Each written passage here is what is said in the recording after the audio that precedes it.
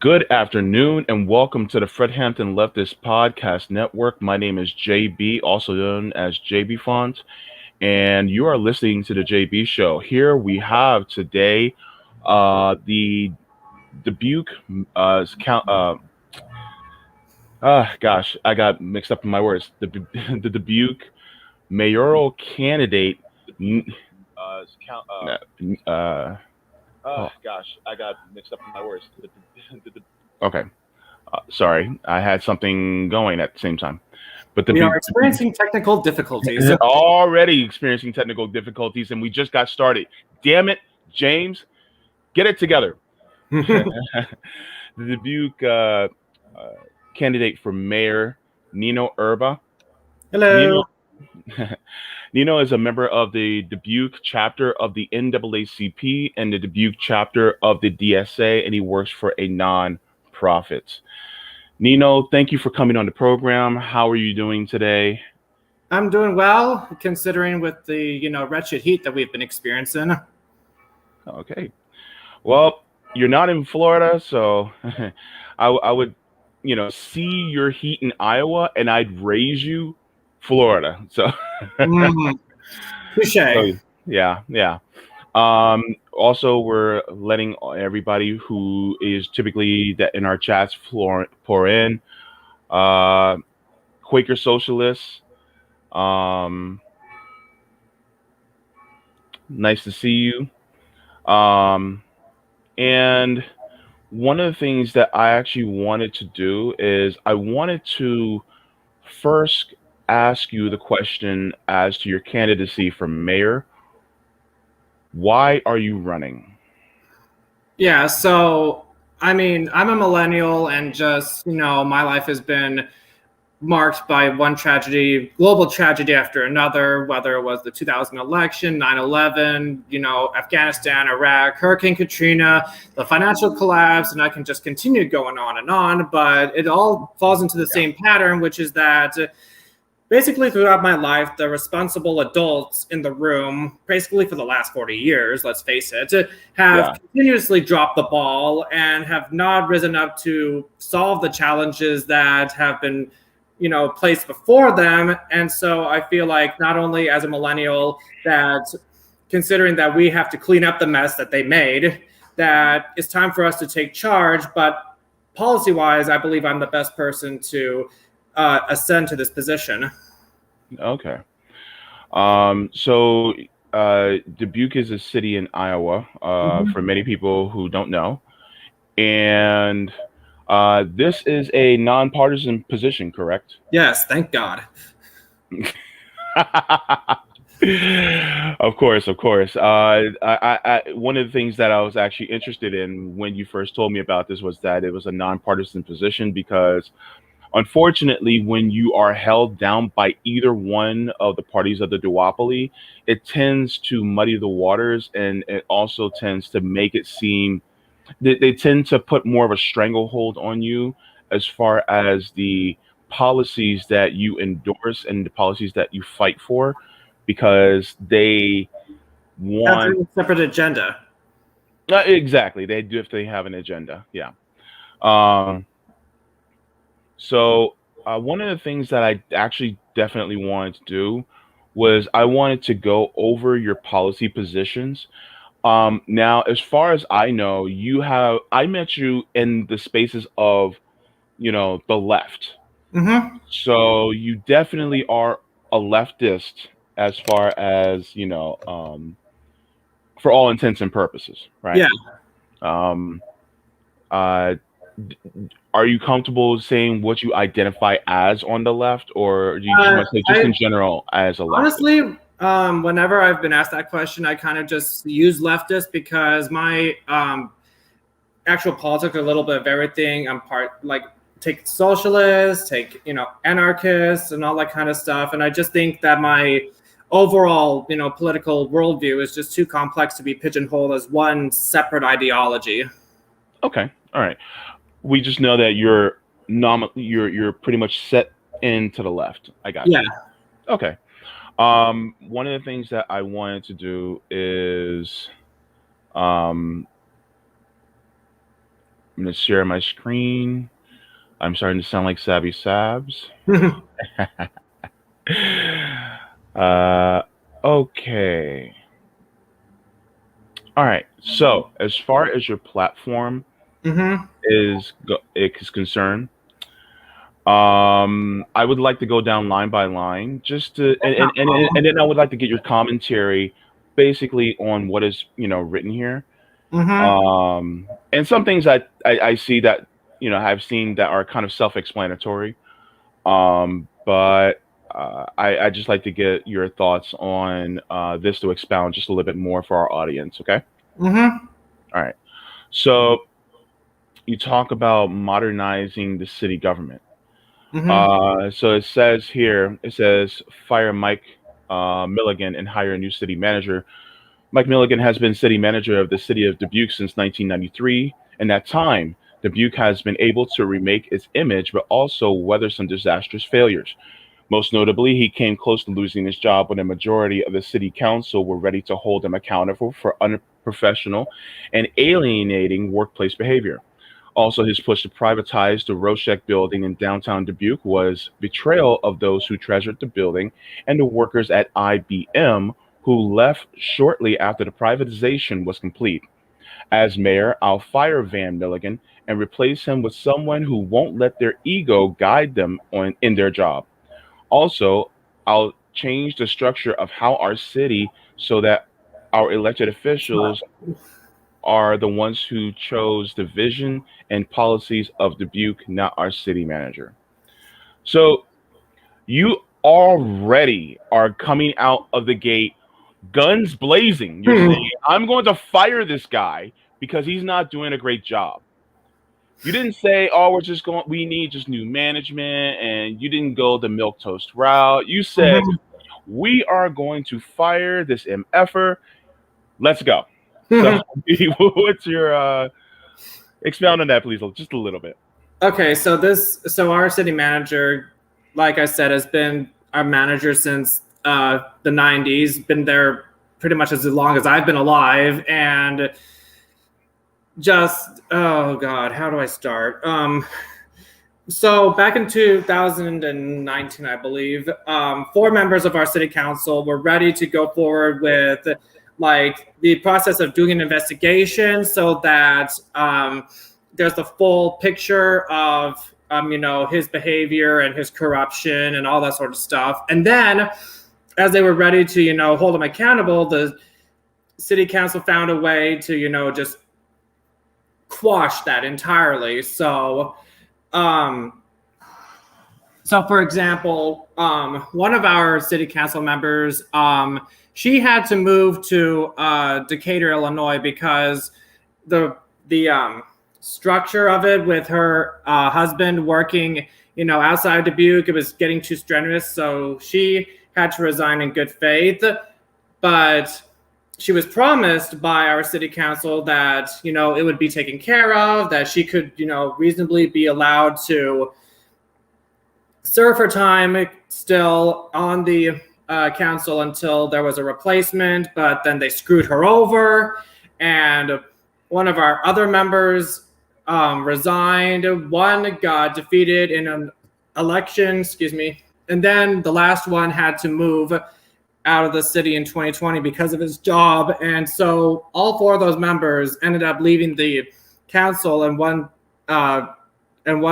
through one means or another. And that, I think, is just exemplary of how far the city government is willing to go to, circle the ranks and protect Mike Van Milligan despite his checkered history and long record of unsavory stuff. So I just think that for us to hit the reset button and just completely start fresh with a new city manager, somebody that won't let his ego or his deep ties within the city, taint the ongoings of what we're doing in our city, that's a great step forward in making sure that we make progress.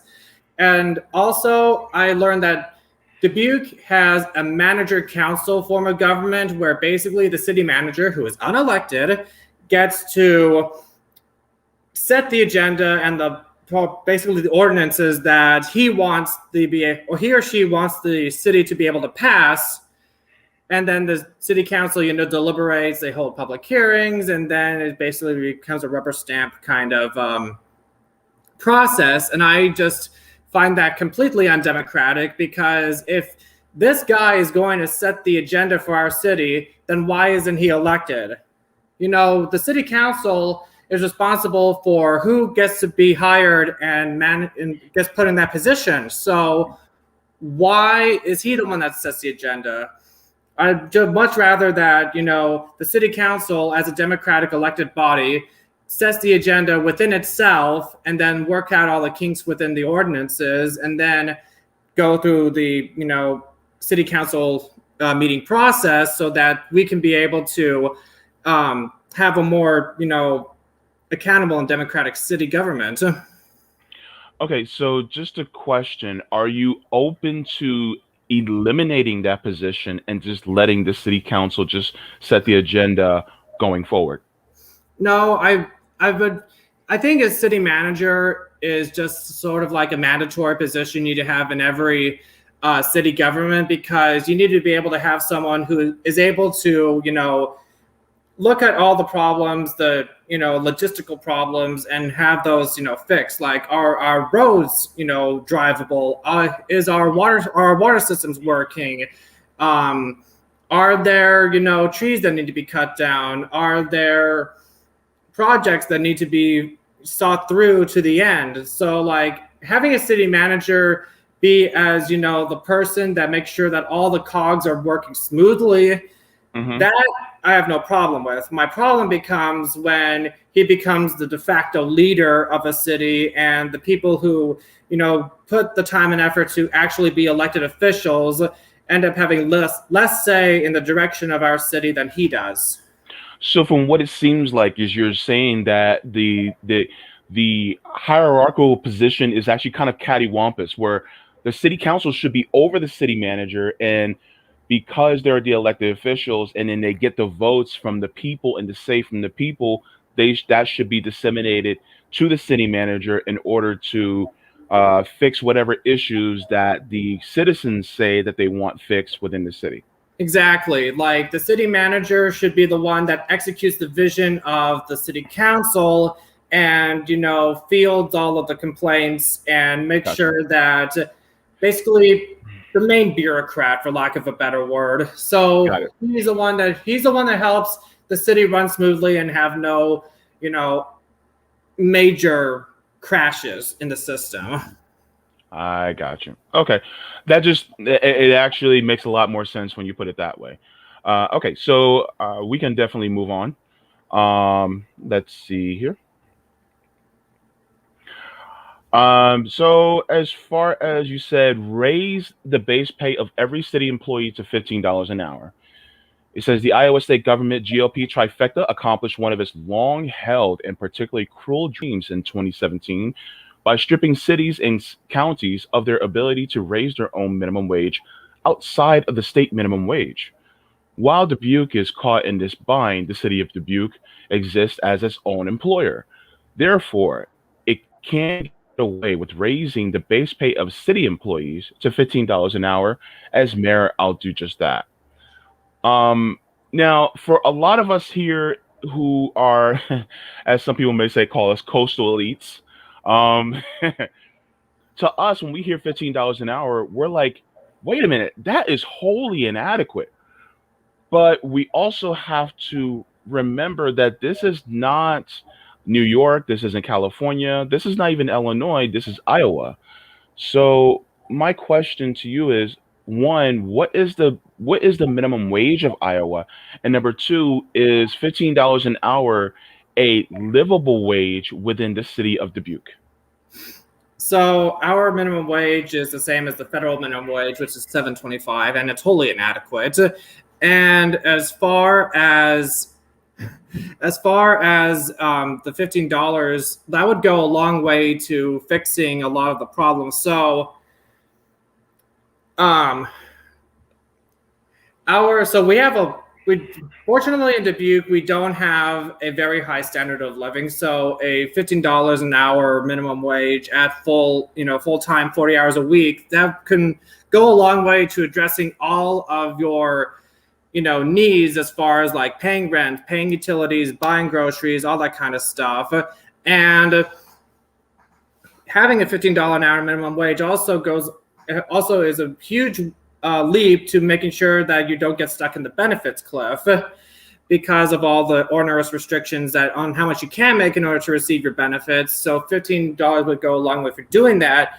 And as far as like implementing that, the city of Dubuque exists as its own employer, as I said, which means that we create it creates its own jobs. It, sets the work descriptions. It sets the work conditions for those people. But if you look at the City of Dubuque website itself, a lot of those job listings, the starting wage is less than $15, despite the fact that the city, sets its own wages. So I just feel like if we're going to be able to raise the living standards of our citizens, we can do at least that small part in making sure that people are paid what they are worth. Okay, great.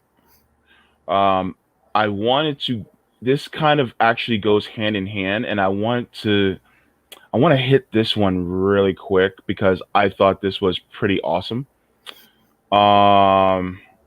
It's probably at the bottom if they're thinking what I'm thinking. Yeah, that one.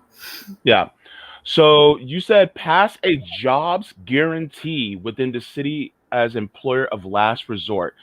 This is one of the things that actually impressed me the most, and I actually love this part.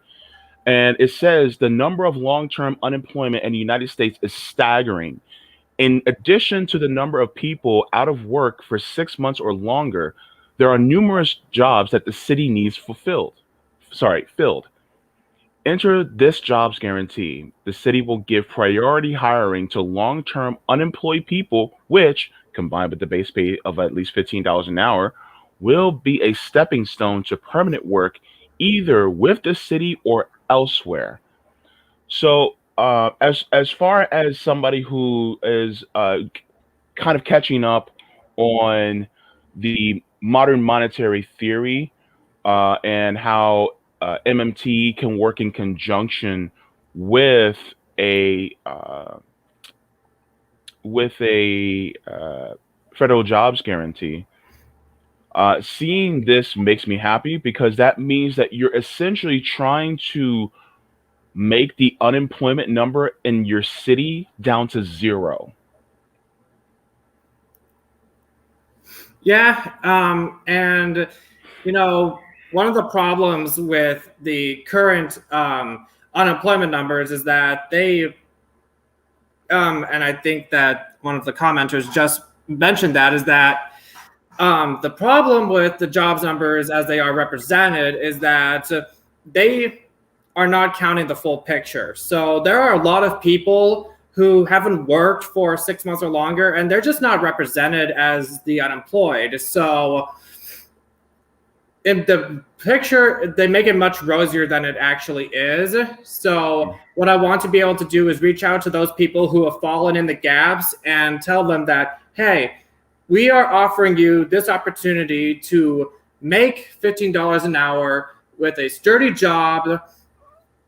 It'll help improve your living standard, and we'll work with you.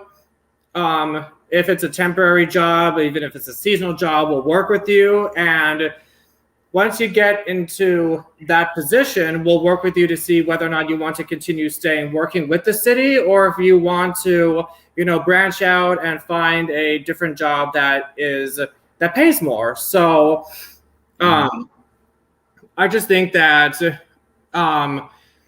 if we be honest with the actual problem and tackle it head on with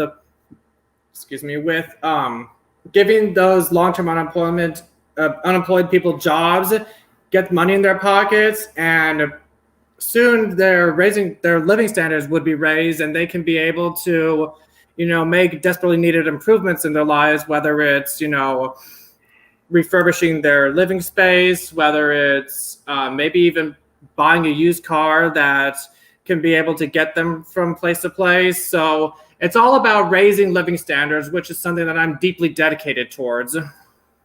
Mm-hmm. Okay. Um, and one of the things that I also want to bring out was one of the benefits of a federal jobs guarantee, and even with a city jobs guarantee, would be that because now you're employing all the people who are unemployed, you're now creating a competition within that space, within that region, so that now anybody who's within that city now has to raise their wages in order to be able to compete, which Right. also would increase the wages of people within the surrounding areas that aren't even city employees. Right. And even within the limitations of the city operates on its own budget and we're limited within that scope, and Hmm. like people worried about like, oh, but how are we going to find the money for it? The economy is circular. It all Hmm. starts with paying people decent wages, and when they get those wages in their pockets, they use it to spend money on stuff, which means that the amount of economic activity increases, which means that they can be able to pocket more tax money, which allows them to create more positions and uh, get more Hmm. employees, and Yeah. that's where it all comes around to. I love creative experiments. He said increased wages will reduce the number of oligarchs in space, though. Of course.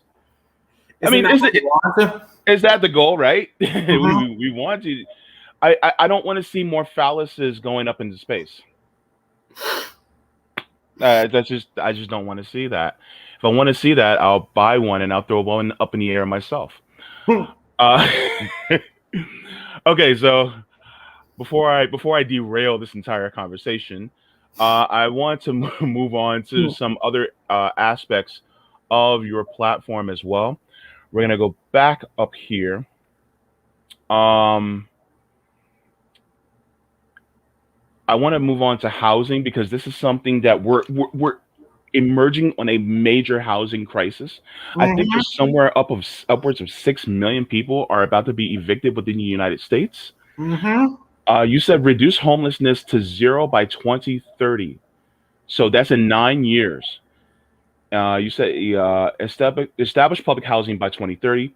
Public housing has long and jagged history in the United States. However, Article 25 of the Universal Declaration of Human Rights, I love that you quote put that in there, cites housing as a factor in everyone maintaining an adequate living standard, and by those standards, the state of housing in Dubuque is abhorrent.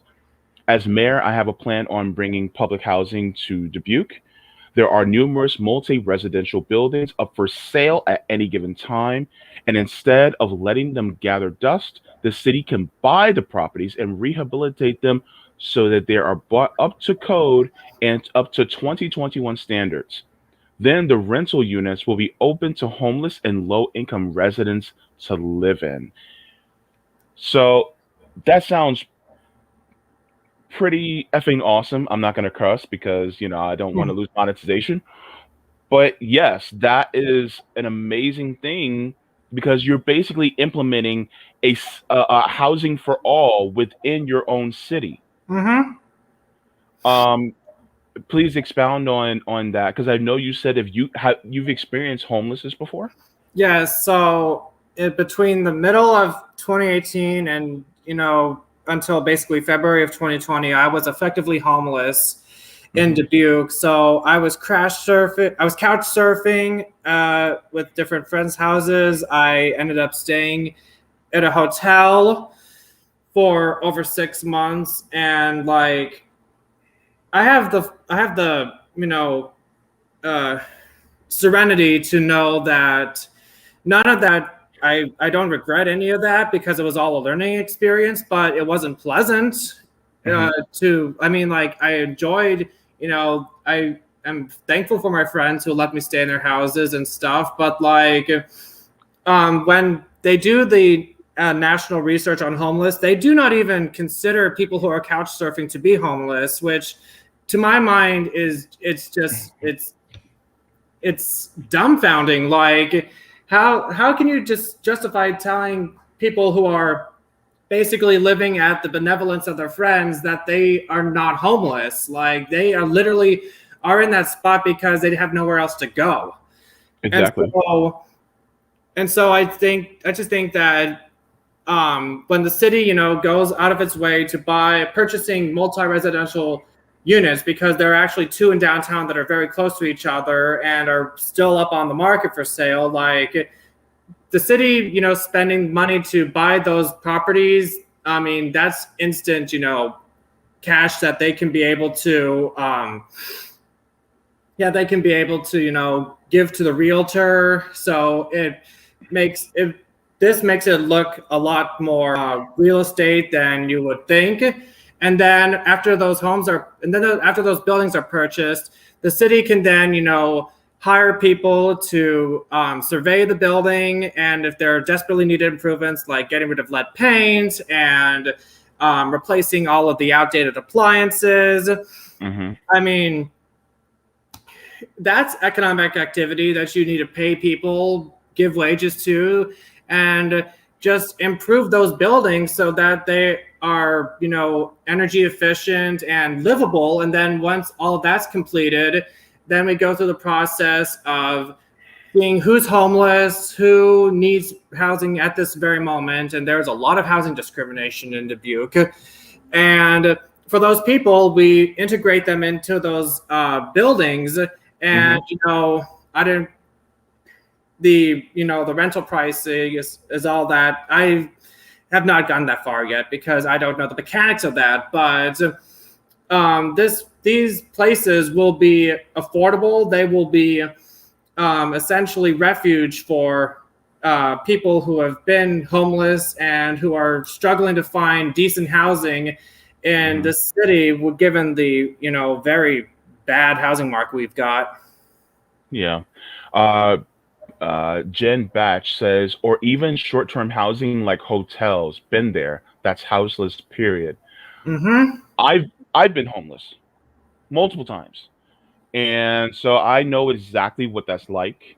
I have seen motels and extended stay hotels where people have been living in, and I've seen people, multiple people crammed in a room, 4 or 5 people in one room living, because, and sometimes it may not even be because they don't have enough money to afford a place, is that they failed the credit check and they can't move in. And so that's part of, some of the homelessness as well. And I've seen that.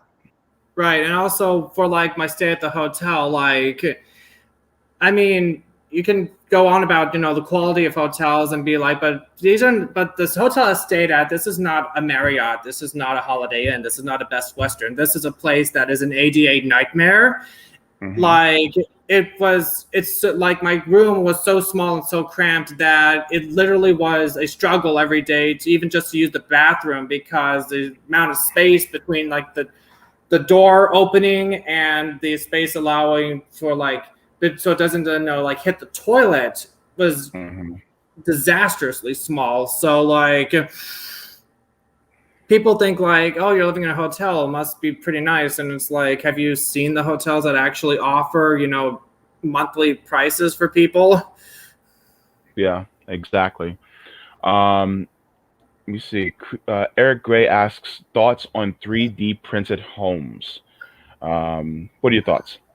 I've seen the technology used for it, and I'm genuinely impressed by how far we've gotten as far as technology into creating, decent sized, affordable homes that basically fit all of your needs, no frills and any of that. So I can certainly, inform the city about looking into it and see whether or not that would be a good way to save the city money as a way to providing affordable housing. Because as far as affordable housing, I'm kind of all for most options, as long as it doesn't, wreck the current situation of the neighborhoods that they're in. But Habitat for Humanity, 3D printed housing, like all of those are necessary so that people who are unable to, enter the housing market are able to have shelter, a basic human need. Yeah, yeah. Let me see. Now I'm going through the comments. The comments are starting to come in a little quicker than I can keep up with. So um, just call me Toast. Asks, don't they sometimes check your criminal record? For what I understand, yes. And this actually kind of falls into the war on drugs, Mm-hmm. and how people who have been convicted for non-violent drug offenses, they, are denied housing because of doing something that was nonviolent.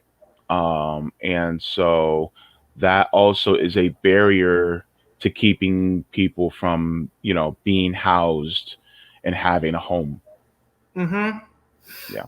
And I don't know what kind of limitations that would bring up for the city, but I am in favor of expunging records of those crimes, because like the whole ban the box thing, like that's necessary, because like if you got thrown into prison for 5 or 10 years because of a nonviolent drug offense, that should not be a insurmountable hurdle that you need to try and jump over for the rest of your life. Like you need to be able to have your record expunged so that you can be able to go through life and get the other opportunities that other people have without having that be the albatross around your neck. Exactly. Yeah. Okay, so far so good. So let me see. Jen Botch, living in an Airbnb right now. What's the long term criteria by these big corporations are impossible and unforgettable? Let me see. Creative experiments. Texas winter was a perfect example when renters were forced to pay rent after damages from ICE and landlords could mess up your background check if you broke a lease. Thank you, Creative Experiments, for bringing this up because you actually talk about landlords in And your. don't even get me started. It's in my policy document. Oh, If you you don't want know me me. to talk about that, I will. But I want to get you started because that's exactly what we're going to do. Are you ready? yes. Okay. All right. So, breaking the stranglehold of landlords in Dubuque. So this is kind of long, so I'm not going to read the entirety of it, but I'm just going to cover a couple lines. It says the housing situation in Dubuque is dire, and the most of that blame is lays squarely on the landlords association. Through their organizing in sheer numbers, they've managed to stifle most common sense ordinances that came before the city council, but there are signs that this ironclad control over city government is slipping.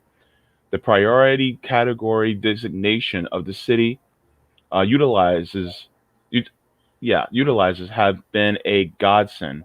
Any landlord that gets put there is put as a greater scrutiny by the housing department. But you say it doesn't go far enough. Mm-hmm. So first, you want to ban discrimination against pet owners. Um, Let me see. So that's pretty interesting. Secondly, you want public housing that you propose, and you will take properties off the market so that landlord association doesn't gobble them up and weaponize them. And then homeowner associations will be banned in Dubuque.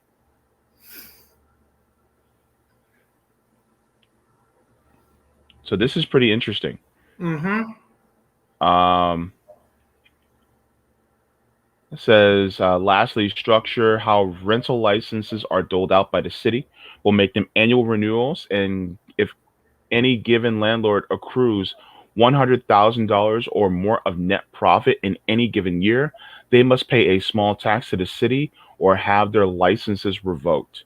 In time, this will get our housing crisis in Dubuque down to a more manageable levels and finally be done with. So where do you want to start? Oh boy. Yeah. So as far as landlords are concerned, what have you been noticing as far as the abuse or the conflict of interest or the power and control that they've had over the city? So the first apartment that I got straight out of college was the studio apartment, who was run by a slumlord, and it took me way too long to finally figure out just what a dump that place was. But like, the cheapest places that you can be able to get into are run by these people that just do maybe even the bare minimum of upkeep, but I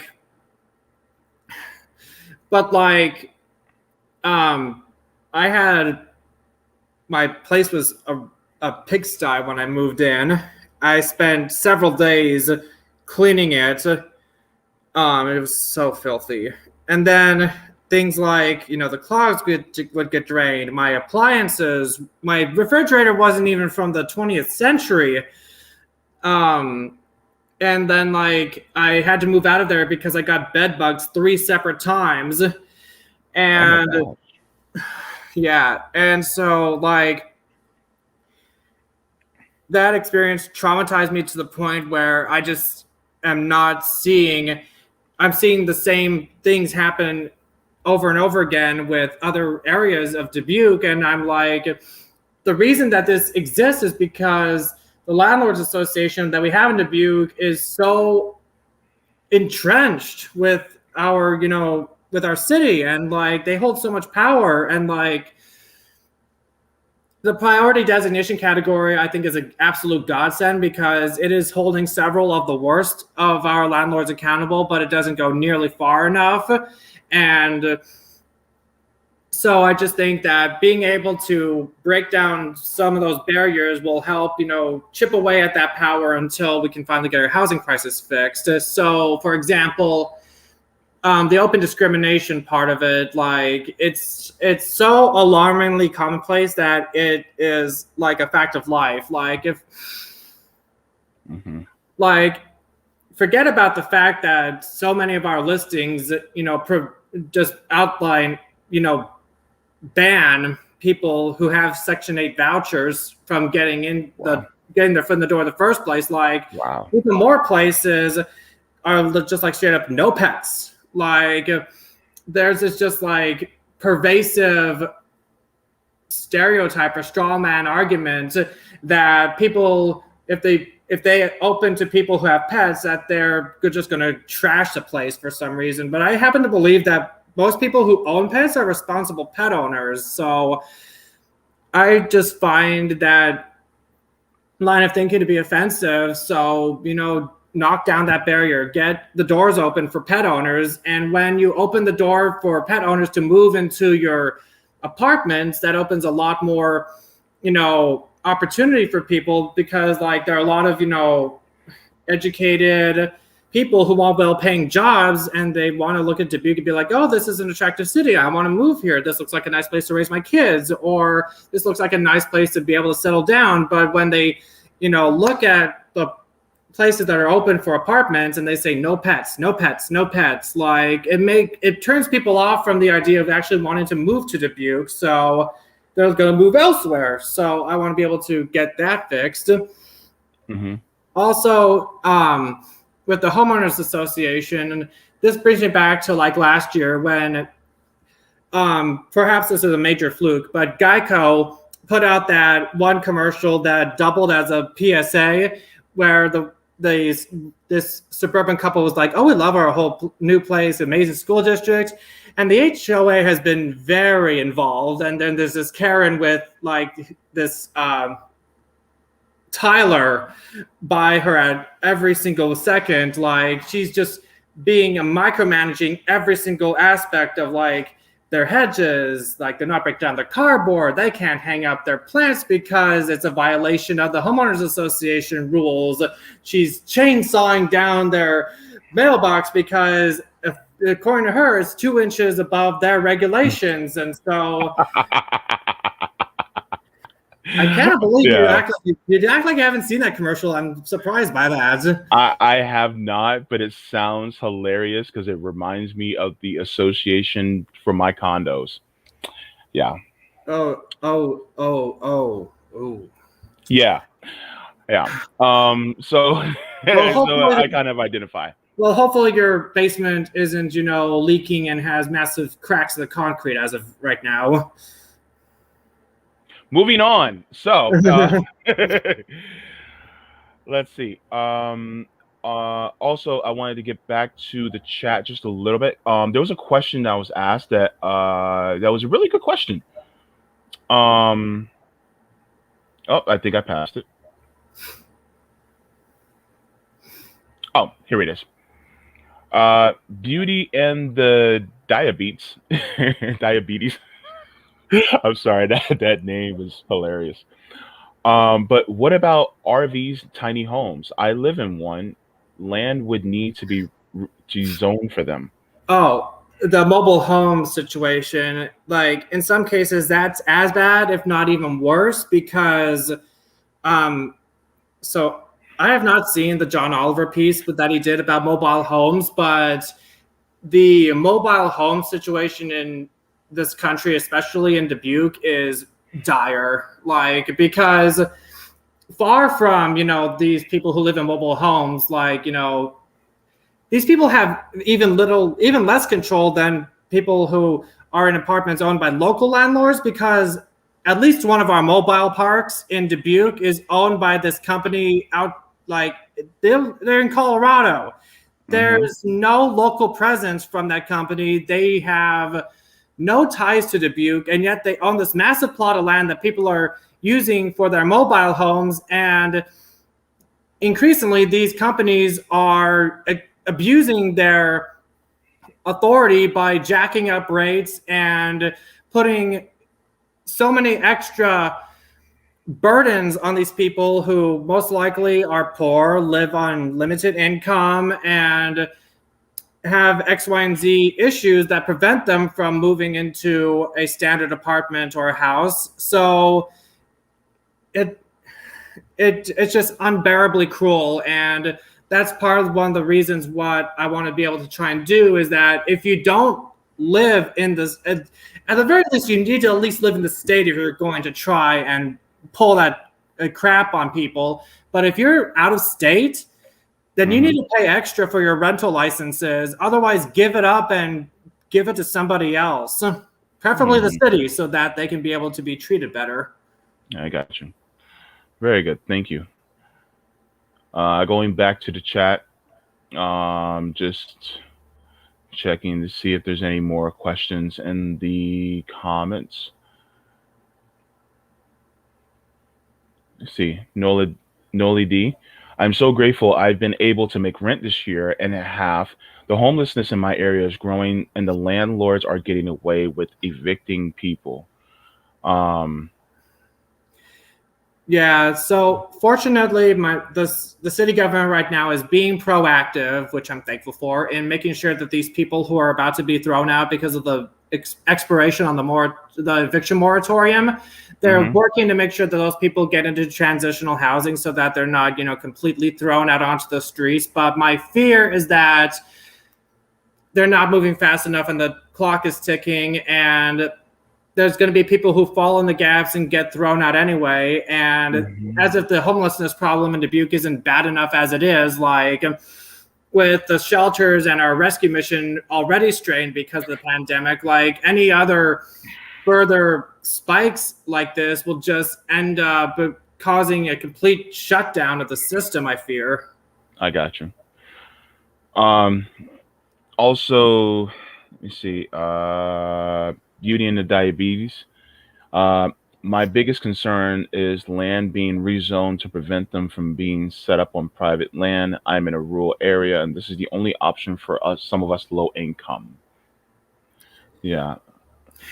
Yeah, I know rezoning is something that just happens within the city like all the time, like here's an available plot of land if you want to purchase this land to buy a building, build a building, here you go. And like I just think that rezoning is something that should be able to have a lot more public oversight because, like, I would Hmm. love to be able to take plots of land owned by the city that aren't being used and turn that into green space.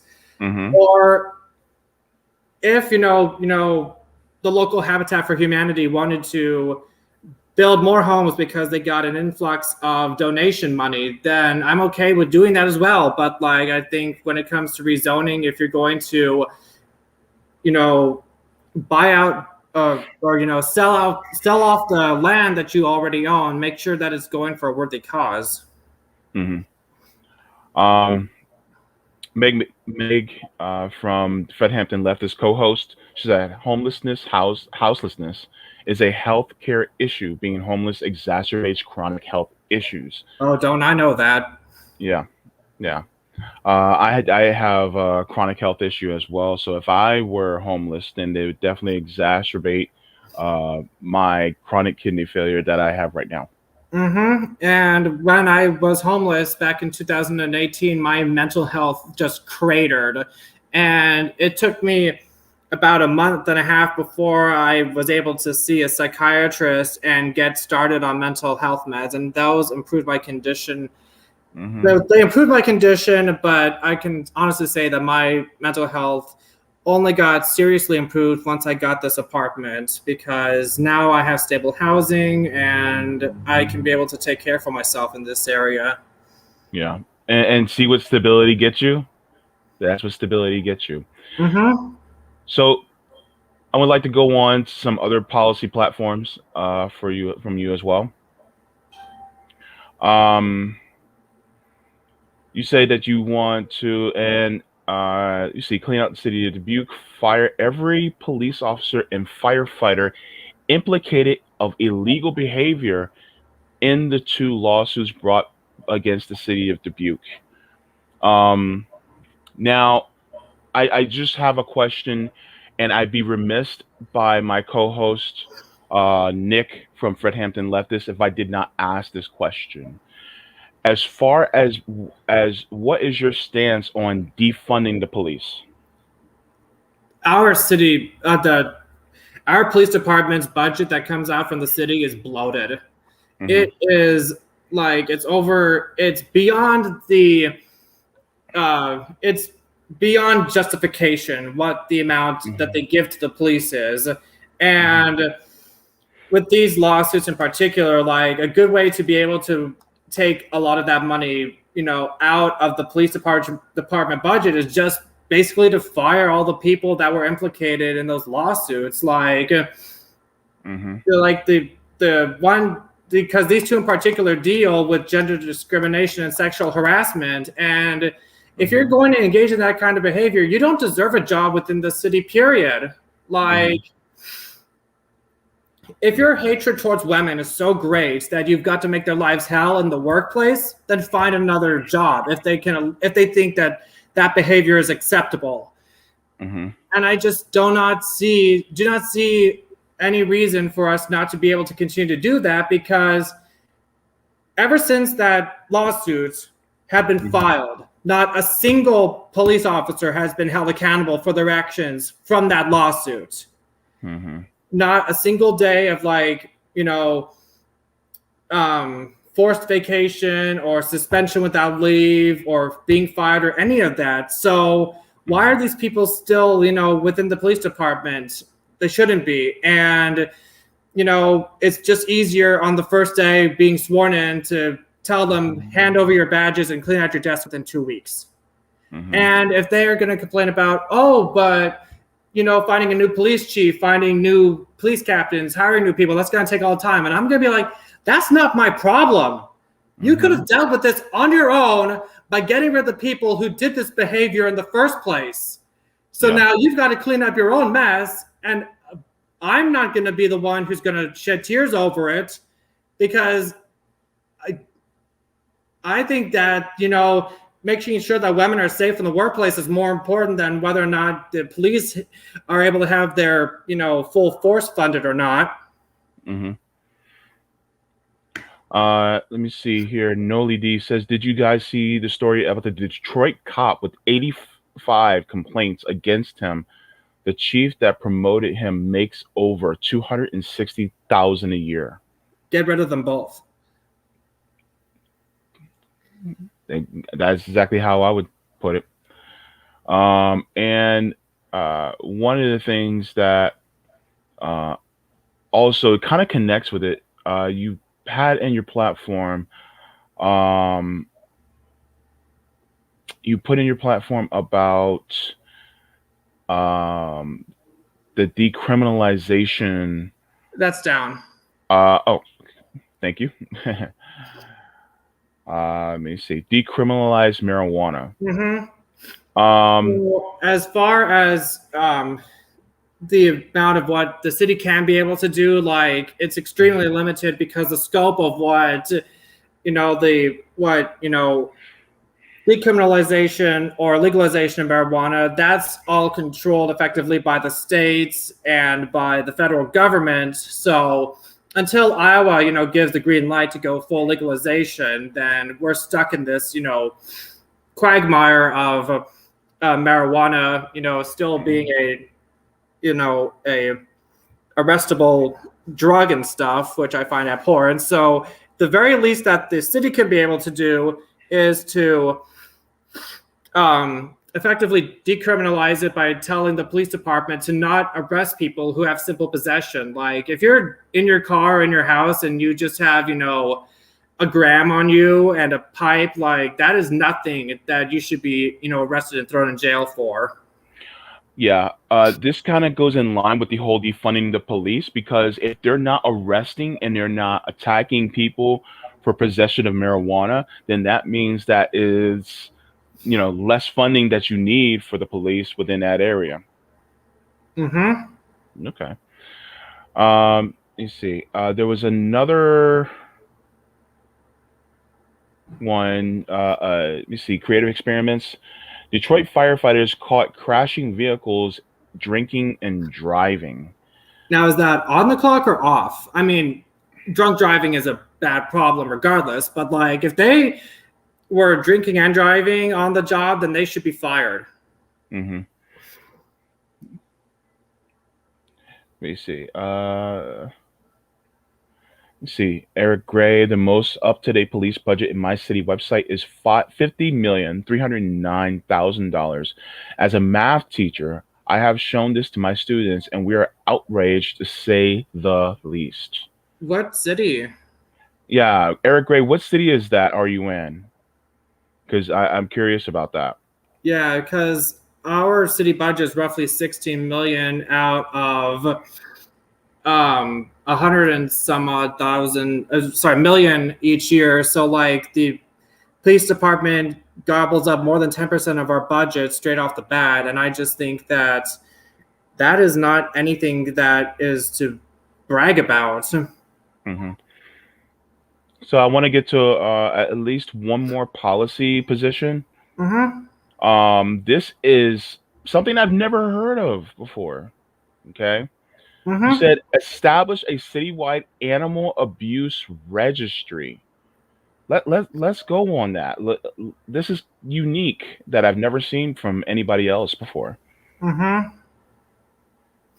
Right. So I did a bit of research, and there's conflicting, viewpoints on like what the best way to address animal abuse is. But when I was living in the DC suburbs, this is in the mid 2000s, we had cable, so I had Animal Planet, and a number of their shows were about, as much as I hate the cops, they were about, law enforcement that dealt directly with, animal abuse. And like I just think that having animal control is a necessary part of any city government, because you need to be able to make sure that people are safe and they're not, getting bit by stray dogs or any of that kind of stuff, and making sure that those stray cats and dogs are, treated, they're brought to the shelter, the, Humane Society, and adopted and such. But as far as like, with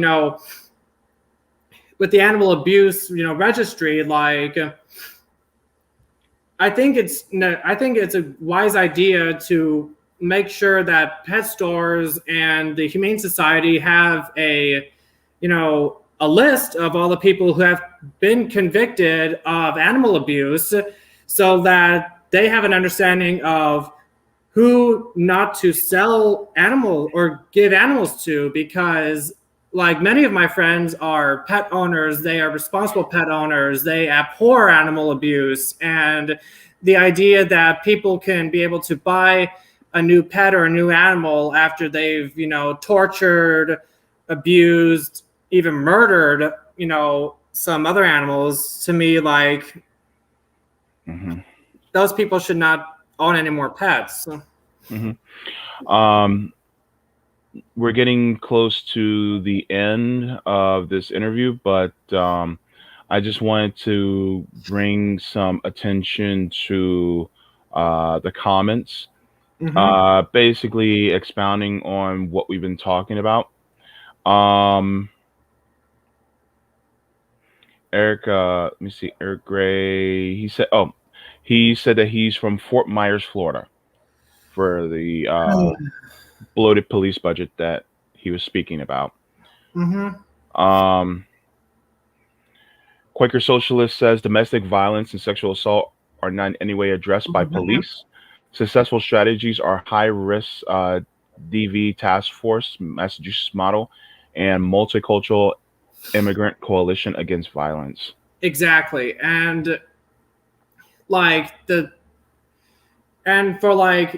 cities like I think Portland and Denver are two cities that have done this, but they have diverted resources away from the police and set up separate units to deal with different issues like mental health crises and other situations that the police are either not equipped for or just are belligerent about, and they just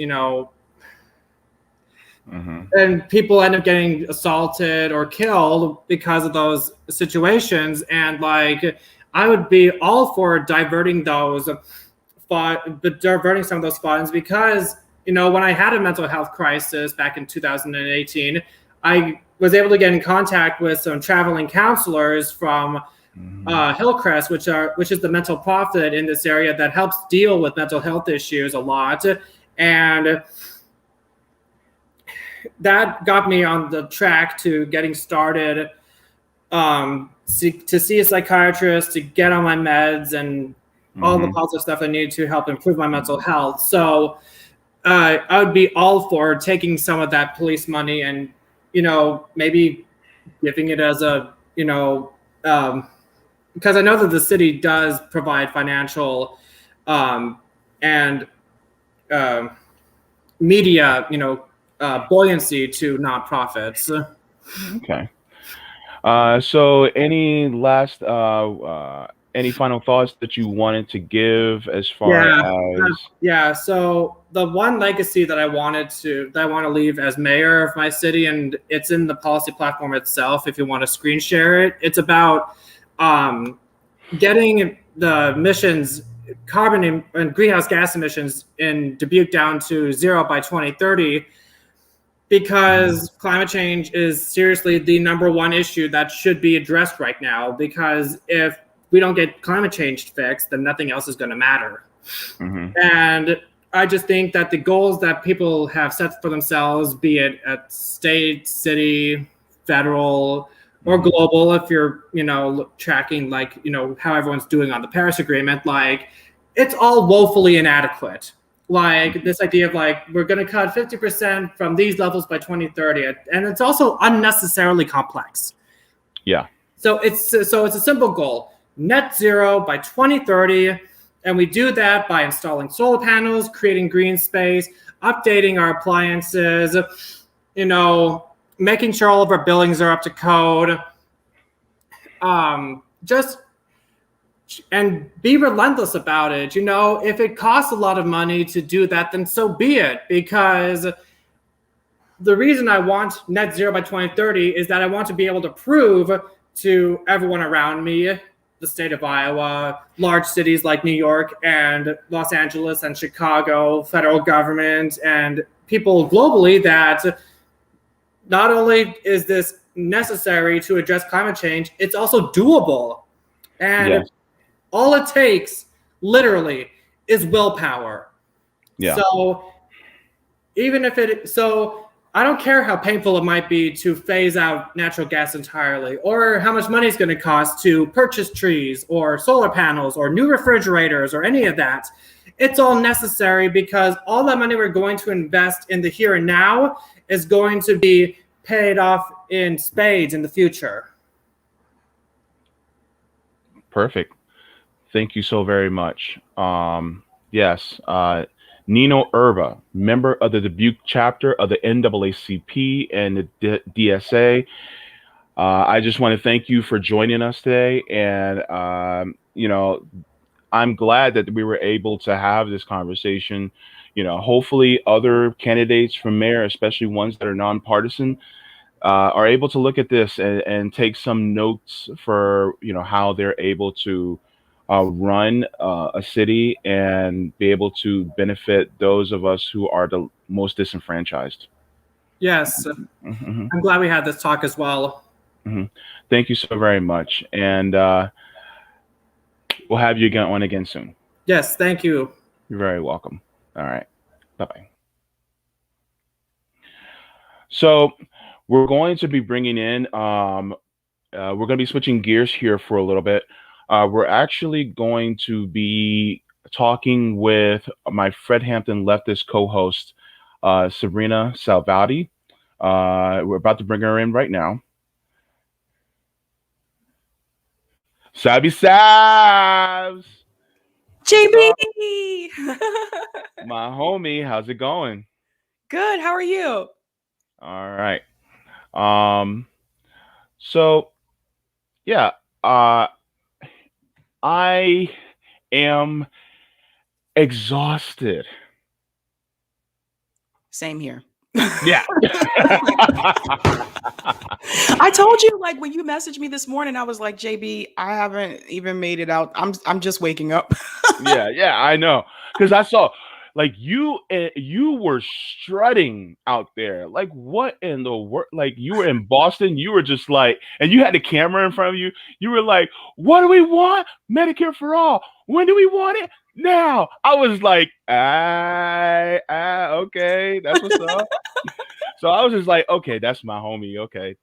So I was so happy. And then you had a great speech, and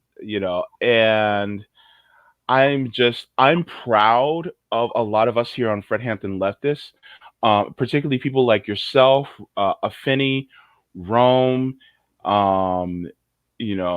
for really speaking about this issue. Yeah, I mean, I was walking very fast yesterday as I realized, because by the time I got to Boston Common, I realized we were early. Yeah. So that's what happens when they put me in the front. But yeah, I think, I think I hear echo. Hold on. Do you?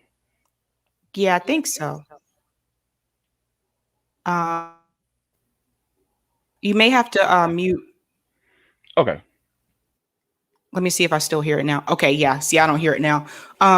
Yeah, so like, I mean, basically for me, I think I was fortunate. Like, the organizer that we had for Boston, Kyle Davis, shout out to him. He was a great organizer. He communicated with us throughout the whole process up until that day. So like that day, yesterday, when the march started, we didn't really have any questions. Like, we knew who was bringing what, we knew who was going to do what. And it was really cool. I got a chance to meet some FHL fans. I met Quaker Socialists, which was awesome. It's nice to meet people in person, because like, you guys may not realize this, but JB and I don't live in the same state. So like we haven't met each other in person. I think like Rome and RJ have met, they can meet. But to actually see people in person that watch the show and that comment a lot, especially during our live streams, it was just like such a surreal moment. But what I thought was really cool is, like, as we were marching, the number of people, the number of support that we got from people that was just hanging outside, like not a part of the march, but people like honking their horn for Medicare for all, people taking videos, pictures. We were on the news, the local news here. So it was great to like see that there was a lot of support for that. We had one troll. We had one older gentleman walk by and say, "How are you going to pay for it?" I don't even think he lives here. I think he was like a tourist. So it's kind of funny, but yeah, you're always going to have those people. But when I got back home, like, because we walked over like 2 miles, man, and we were like trekking it. But when I got back home and I was trying to watch like all the other marches, like, because the LA march was still going because they're like 3 hours behind us. And it was just phenomenal to like look on my Twitter feed and to see all these different pictures from the marches and the speeches and just seeing everybody come together. That was really awesome. Oh, you're muted, JB. I gotta get used to this. I gotta get used. I gotta. What am I saying? Gosh, my brain. I just want to share some things that highlights. Um, I'm gonna share my screen here. This was from yesterday, if you can see. This was basically after our comrade Cyberstrike took us out to lunch after the March for Medicare for All. He was gracious enough and kind enough to do that because I had dialysis the day before and I was down for the count. Because we marched between two locations. We went from Senator Marco Rubio's office to Senator Rick Scott's office, which for a normal able-bodied person wasn't that big of a difference. But for somebody like me who suffers from chronic fatigue and has to be on dialysis, it was definitely taxing. So we had stopped for a little while and grabbed a bite to eat, and it was great because we actually got to break bread with a comrade and to be able to you know interact with somebody who actually watches the Fred Hampton Leftists as well. So I think that was pretty awesome. Shout out to Cyberstrike. Thank you so much. I'm much better today, by the way, just letting you know. So yeah.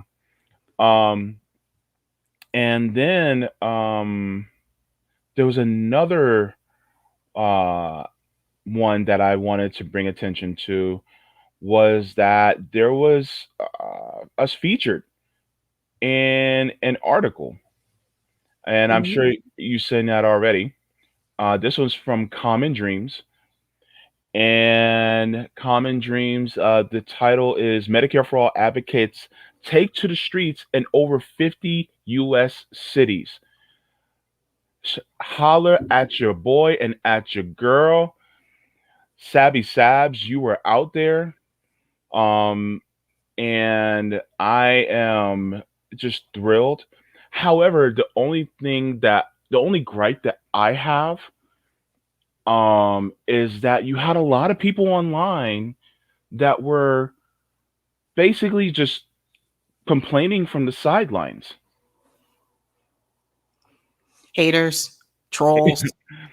I mean, it is what it is. You're always going to have those people though. No matter what you're fighting for, no matter what you do, there are always going to be those people that want to sit back and point fingers. Meanwhile, they're doing nothing, right? They're not doing anything in their community. They're not doing any type of activism. And sometimes that just comes from a place of jealousy. Like, I'll just be real. There are some people sitting back that are jealous that they didn't come up with this idea. There are some people sitting back and they're jealous because the attention is not on them. And so they're just going to sit back and hate. And it's so disappointing because you should never let that get in the way, whether you like someone or not. Like, I don't care if you like me or not. Whether you like me or not, that should never come in the way of you fighting for everyone to get healthcare in this country. Yeah. And Ware Pilgrim, we did not have really any local media coverage.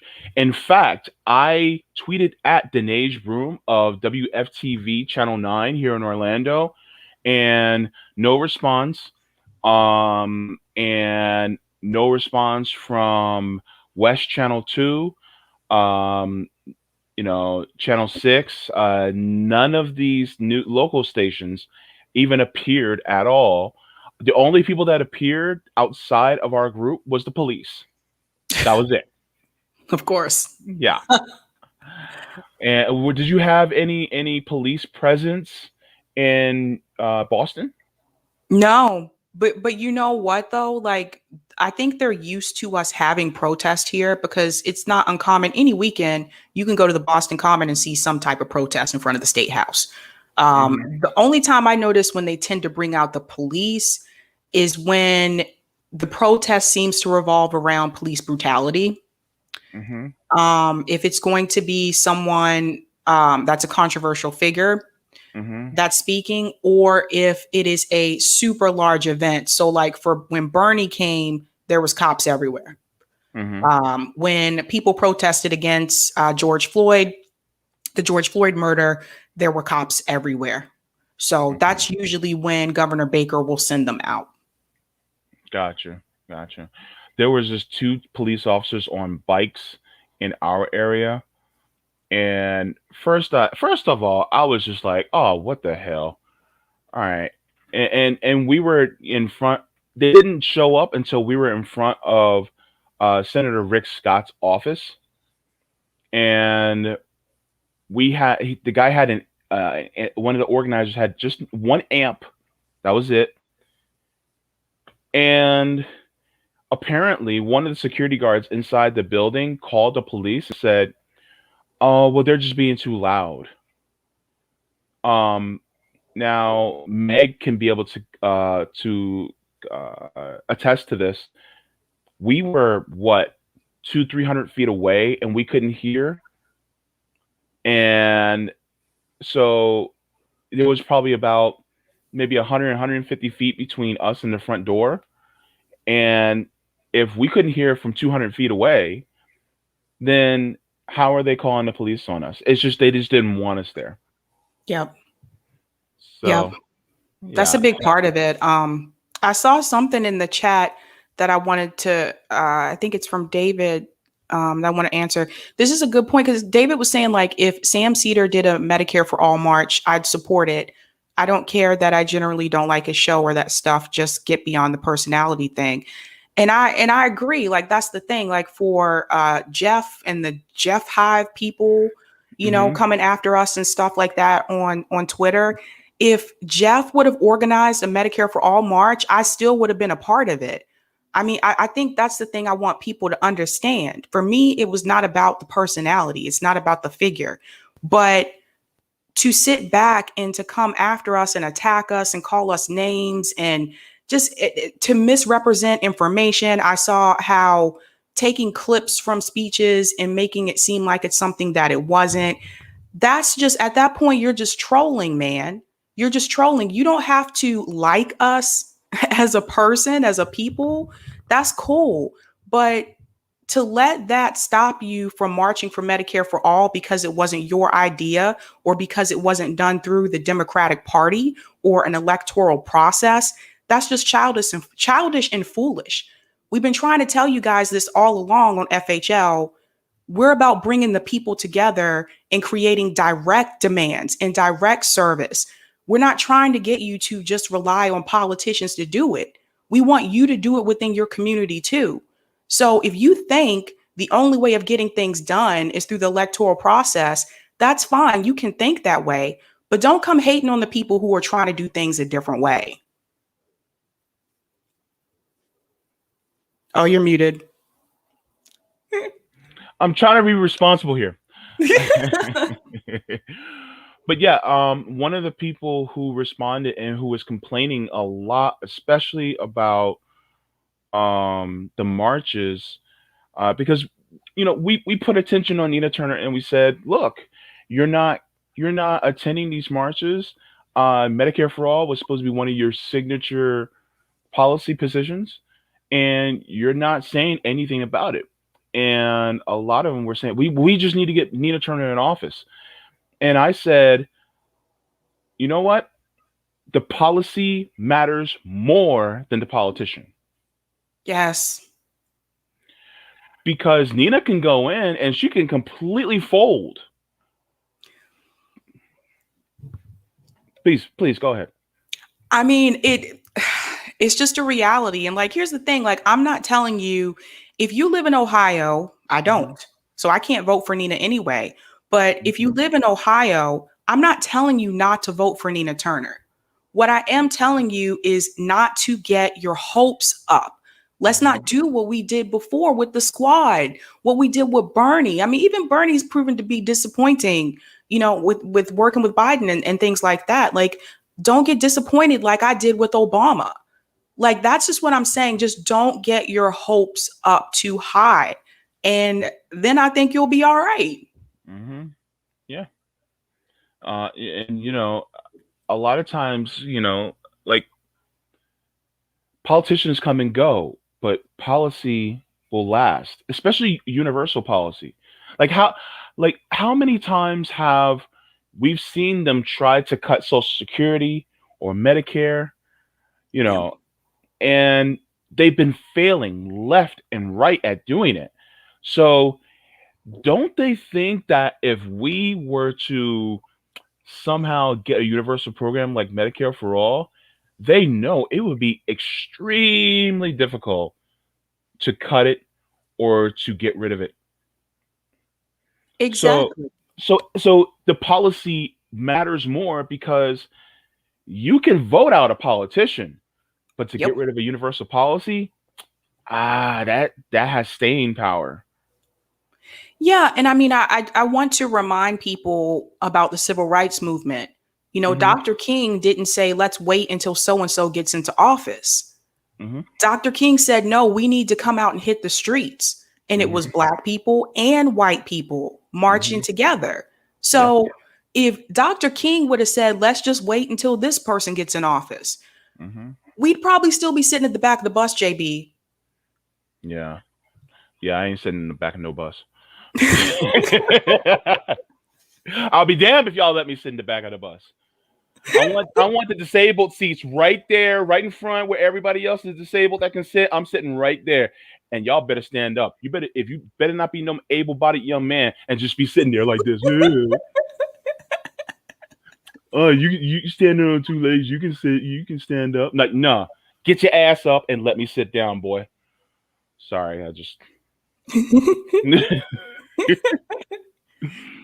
but yeah, and think about a lot of the times a lot of people have said things like, "Oh well, we just need to elect more progressives in Congress." Um, they didn't say that for the women's suffrage movement. They didn't say that for the gay rights movement, did they? I Nope. don't think so. Did they say that for when we needed to end slavery? Nope. War is a method of direct action. Abraham Lincoln participated in direct action and got rid of slavery. So therefore, he didn't just say, "Oh, let's just vote slavery out." So my thing is, and yeah, you can go with that's probably a pretty simplistic argument because the South seceded from the Union and therefore they had to go to war, things like that. But still, I mean, ultimately, there was no let's just wait for the Confederacy to outlaw slavery. Right. We didn't wait for these things. No, no. And there were some bad actors as well. Like, there were people on Twitter trying to take clips from the Boston March saying that it looks like all white men and it's similar to Charlottesville, which was Oh, very funny to me because having been the MC for that march, I can tell you most of the speakers were Black or Latino. yeah, But they're not going to show you that. They took one clip where they saw, oh, there's a bunch of white guys right here. So let me take this clip and try to equate it to Charlottesville. That's how desperate these people are, man. that's so disingenuous at the fact that they did that. And uh, the one of the main principal people I recognize in the front is an anti-racist leftist that was ahead of the pack. And just so happened that there was probably all the white people that were there just so happened to be concentrated in that one photo, but they didn't bother to look at the rest of the crowd. And so they're just using it to discredit, to push a narrative, a false narrative, about the marches. When here's my question, here's my not question, here's my thing. And Nick from our co-host for FHL brought this out. When Bernie was running and Bernie went on Fox News and he brought up Medicare for all, and Bernie was able to move essentially right wingers to the left, right? And people were like, oh man, Republicans now support Medicare for all. Well, what if right wingers and Republicans showed up at the Medicare for all march? Does that disqualify it? Sabby, your thoughts? No. And I said this yesterday, like at the Boston March, this is not a partisan issue. It's not. Let's be very clear here. Everybody needs healthcare in this country. When we say everybody, that doesn't just mean leftists, Democrats, or independents. That means everybody. And we had people speaking at these marches like Dr. Joe Jarvis in DC. He's conservative. Mm-hmm. He wrote the book, The Purple World. He wants Medicare for all. I brought a guy on my show the night before the march. We did like a Medicare for all pregame show. He lives in Canada. He's a conservative. He even said so himself. He does not understand why we don't have health care for everybody in this country. So this is the thing. You have to get this idea out of your head that this can only be on one side. That's not how this is going to work well. That's exactly what the two-party system wants you to do. They want you to divide it. They want to keep us divided. They don't want us to come together. So when you do that and you preach those same talking points, you are falling right into the narrative that they want you to fall into. You sound just like CNN. You sound just like Fox News. So you're not really helping here. Yeah, definitely. Keenan, you're being divisive, people with healthcare.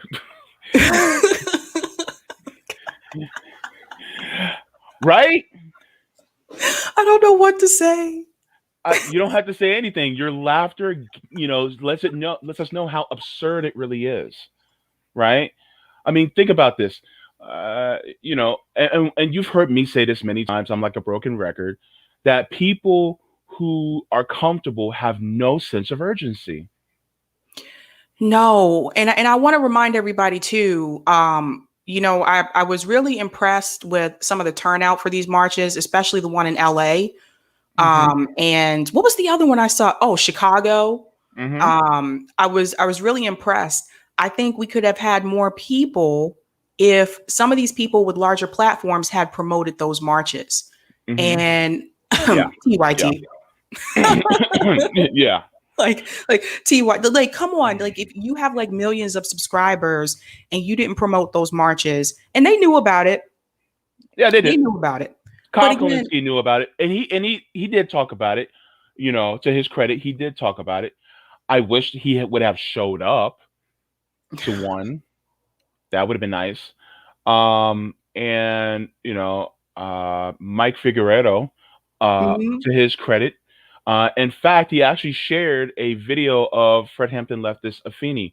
But yep. I would like to actually kind of get to that just a little bit. But before, I want to address Quaker Social's question. She asks, do you know anything about the LA or other sites with accusations of shutting off mics and preventing communist speaking? Yeah, so this is what I was told. I don't know if this is 100% truth, but this is what I was told. And granted, I wasn't there, but it was explained to me that basically, I guess they started late. Don't know, wasn't there. Mm-hmm. And apparently, I guess LA has these strict rules with permits. You notice they had the police there. From what I was told, I guess the police have to be there. Mm-hmm. I didn't realize that. Like, we don't have that in Boston. It's not, they don't have to be there. And it was basically explained to me that because they started late, they had to shorten people's speaking time. Hmm. I don't know. I just felt what I saw in the video, the way it was done, like trying to take the mic from people, I felt like it was just rude the way it was done. And I did see that they did that to Steve Cox, and I saw they did that to Fee as well. And I mean, I understand where Steve and Fee are coming from because it was just rude. Yeah. I'm like, man, they're like aggressive about it. Yeah, I think that a disclaimer should have been said, not just to them saying that we're going to have to shorten all of our speeches, but also it should have been said at the beginning so that the crowd knows that, yes, we started late and we're going to have to shorten our speeches to accommodate. Right. That should have been done. Right. So I think that some mistakes were made, but I don't necessarily put all the blame on the organizers, but some of them could have handled it better. I'll put it that way. Yeah, it would have been nice if they said that to them before they started speaking. Yeah. So yeah, Afeni, I want to get to her because her speech was pretty awesome, and that's garnering a lot of attention. And so that's one of the things that I found to be pretty impressive. I should have had it primed up already, but that's a oversight on my part, and I do apologize to the audience for that. But yeah, let me get it up. Okay. Make sure I have the tweet ready, and I'm starting to sound more like you every single time I stream. I tell you. I'm gonna share my screen. I'm gonna share my screen. Oh my goodness, I love it though. Okay. You gotta make sure to share audio. Okay. So as you can see here, Mike Figueredo of the Humanist Report, shout out to him. He said, absolutely incredible. Her speech gave me bird chills. So sorry, I'm goofy like that. But the main point I wanted to bring out was Afini's speech. So let's give it have you listened to it yet? Oh yeah. Oh, okay. All right. But this is the rest of the crowd. So and as a Black queer person, as a Black queer activist, I understand that it is my right to survive in this country. So drugs that could possibly save my life and the life of others need not to be $2,000, but to actually be affordable or free like they are in other countries that actually care about their citizens. Yep. The U.S. has the highest infant mortality rate of any developed country. Shame. And guess what? Black women are 3 times more likely than white women to die on delivery tables while they deliver their babies. So guess whose babies are dying in this country? Black babies. Disproportionately. Guess whose children can never get to see the light of day, or guess who are getting raised without mothers? Our babies, because our healthcare system does not care enough to actually be anti-biased and to actually give us the health care that we need when we say that we're in pain. Yep. Talk about it. Our taxes fund abuse and bombing of innocent children in other countries, the destruction of our own finite planet, and it also funds all of these millionaires and billionaires' pockets who have health care that continuously tell us not to fight for it. That is where our taxes go. Fuck that. I am no longer paying for people's health care that do not care enough about my life to fucking defund the police. I do not care to fucking give you my tax dollars if you are not actually going to fund Black education. If you're not going to divest from the military, because goddamn it, they just got $25 billion fucking more dollars on top of $743 billion that they already had to destroy countries and disrupt governments that we do Medicare. But we're asking for too much. We're demanding our goddamn human right to live. Not to survive, but to thrive in the richest motherfucking country in the world.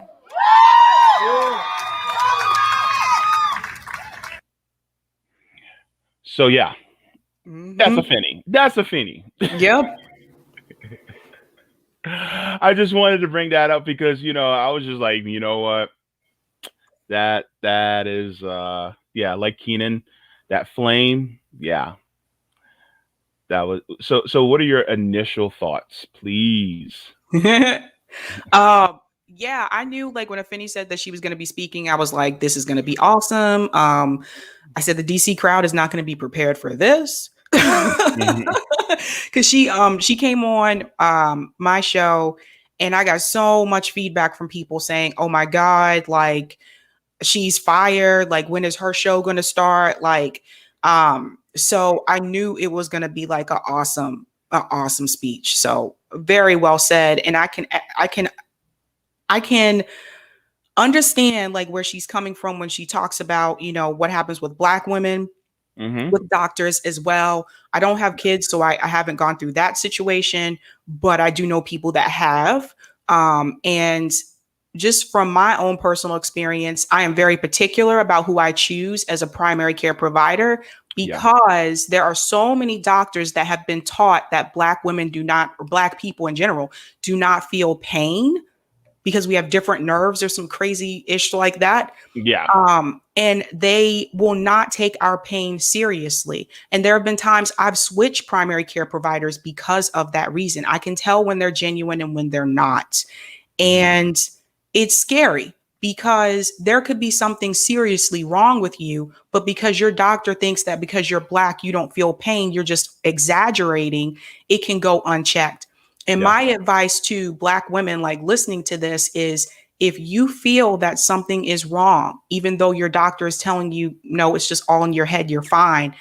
It's okay to request a different doctor. It's okay to get a second opinion, and it is okay to ask for tests. Don't wait for them to come to you and say, okay, let's run labs. You can ask them to do that. You can ask them to do like, x-rays. Don't wait on them to do it because oftentimes they don't have the same type of sympathy for us that they do for white women. And it's just a fact. So you have to find somebody who really cares and genuinely cares about you as a person and is not going to dismiss your pain. Exactly. I purposefully chose my primary care doctor. I purposefully chose a Black man to be my primary care doctor.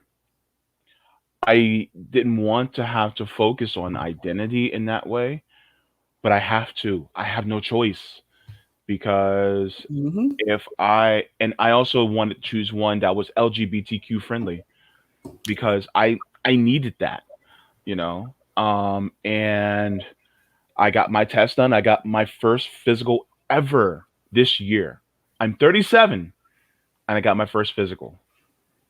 So people, make sure when you looking for a primary care doctor, make sure to find one that actually truly listens to you and knows that you know your body better than anybody else, if you can.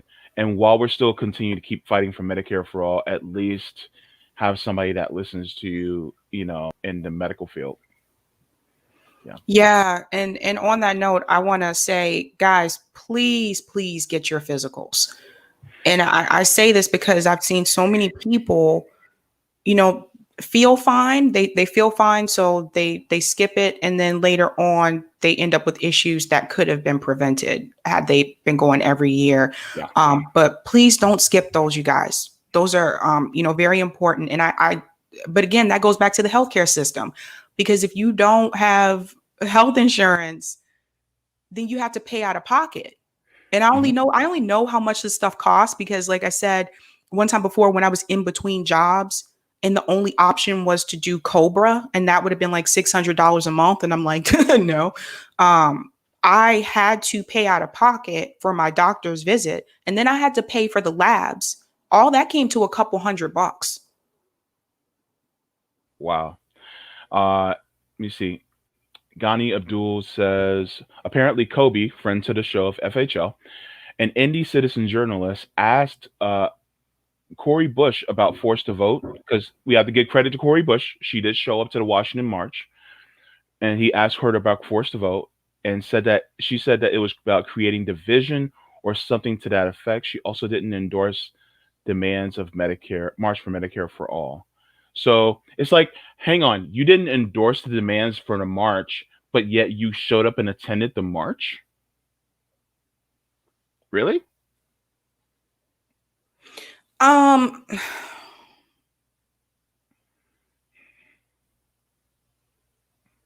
I don't know. That doesn't, I don't, I'd have to see that. Yeah. I mean, I don't want to make a totally definitive statement on this, but at the same time, I do wish that if she knew she was going to show up, then she could have promoted it more because she has a lot of followers and she could have advertised it. She could have even gotten local press to, be a part of it so that it can get more noise, more notoriety.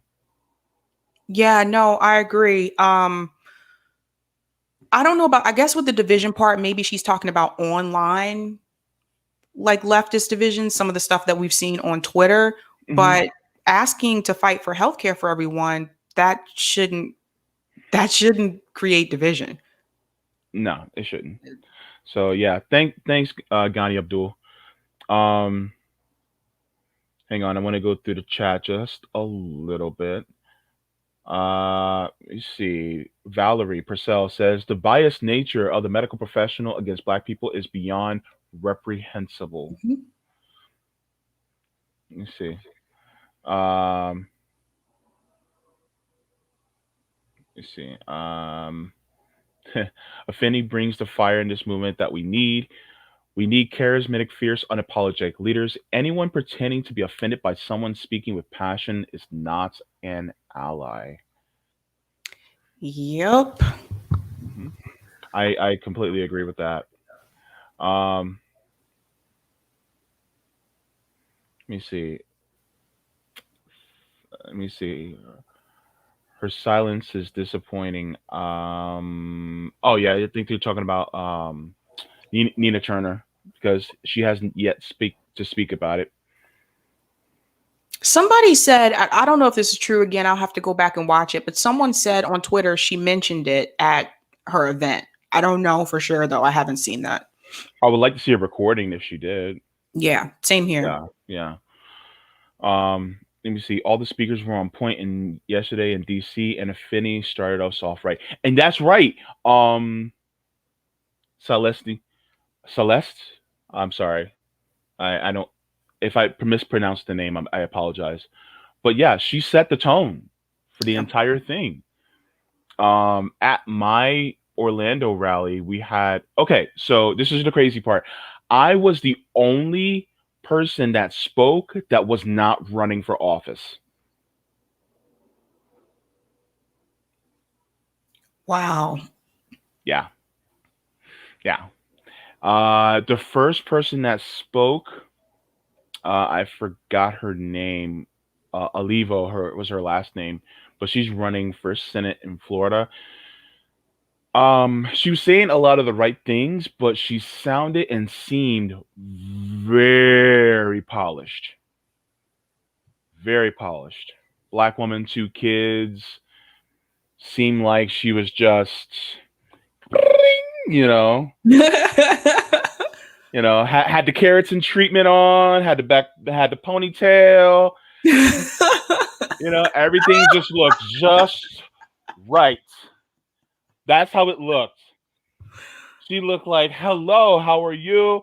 My name is so and so, and I support Medicare for all. And that's how she came off. She came off as if she could be on Channel 9 Eyewitness News.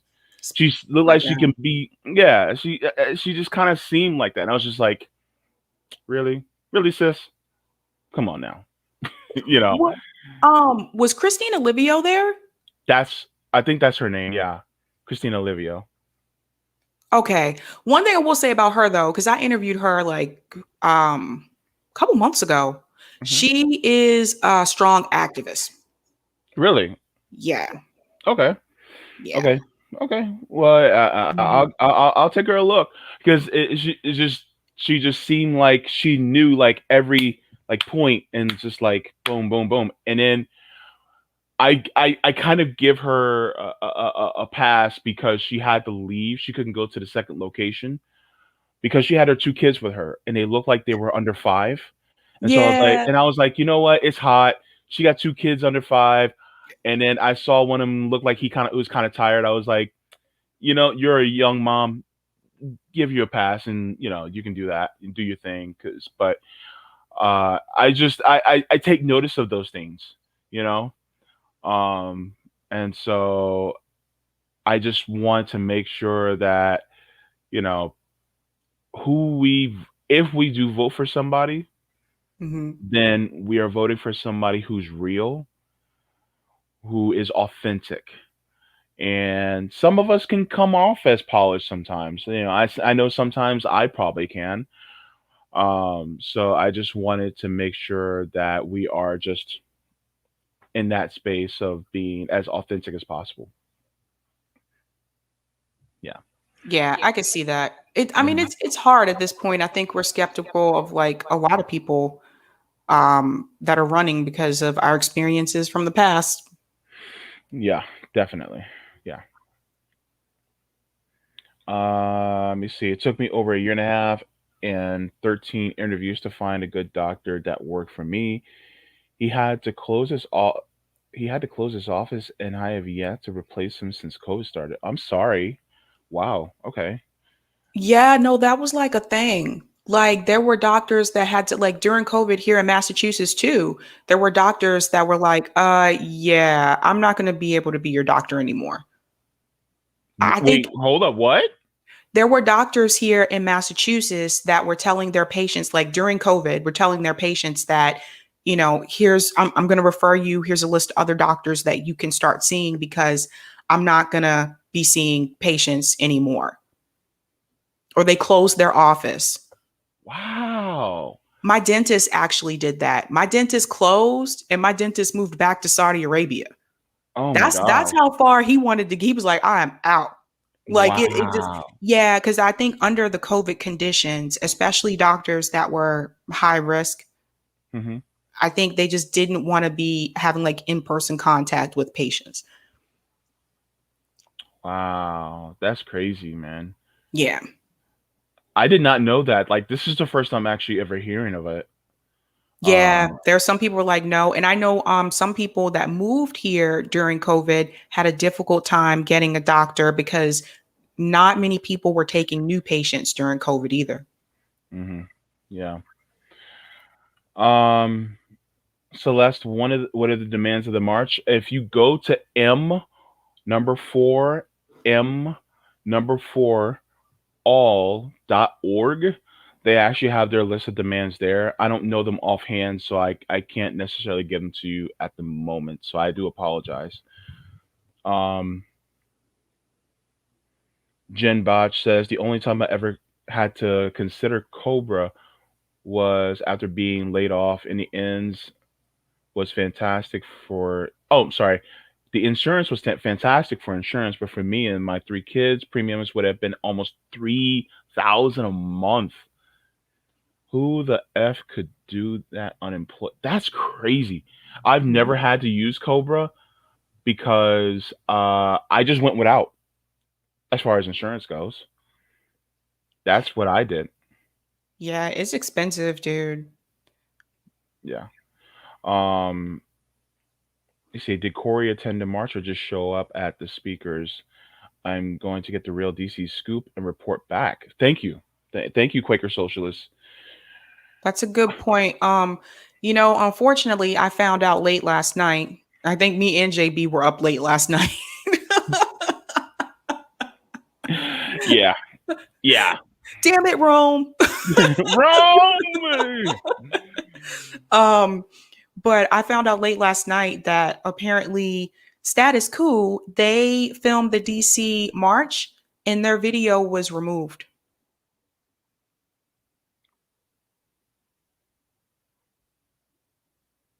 And they didn't remove it. Why?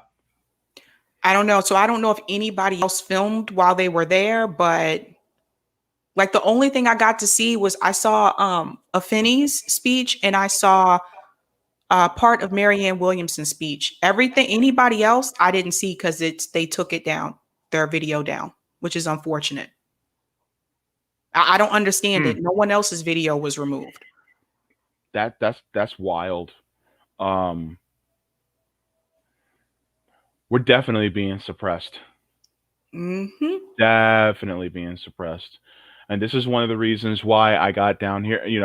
This is why I say to, throw a like in there and share it and, support us, because the thing is we are constantly being suppressed. They just do not want to hear our voices. This is why I have in the Chiron support the show at Coffee, buy us a coffee, something like that. Or, we also have super chats enabled. But, my thing is that they just don't want to hear our voices. And this was the largest march for single payer healthcare ever.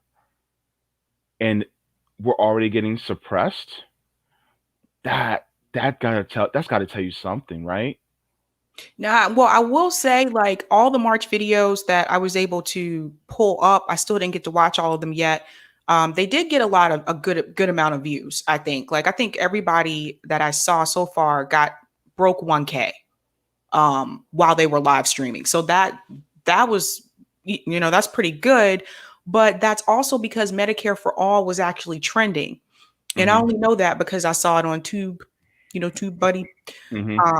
But other than that, yeah, it's definitely hard. Like if it wasn't for Twitter, I'm telling you guys, if it wasn't for Twitter, I don't think half of my audience would even know that I'm here.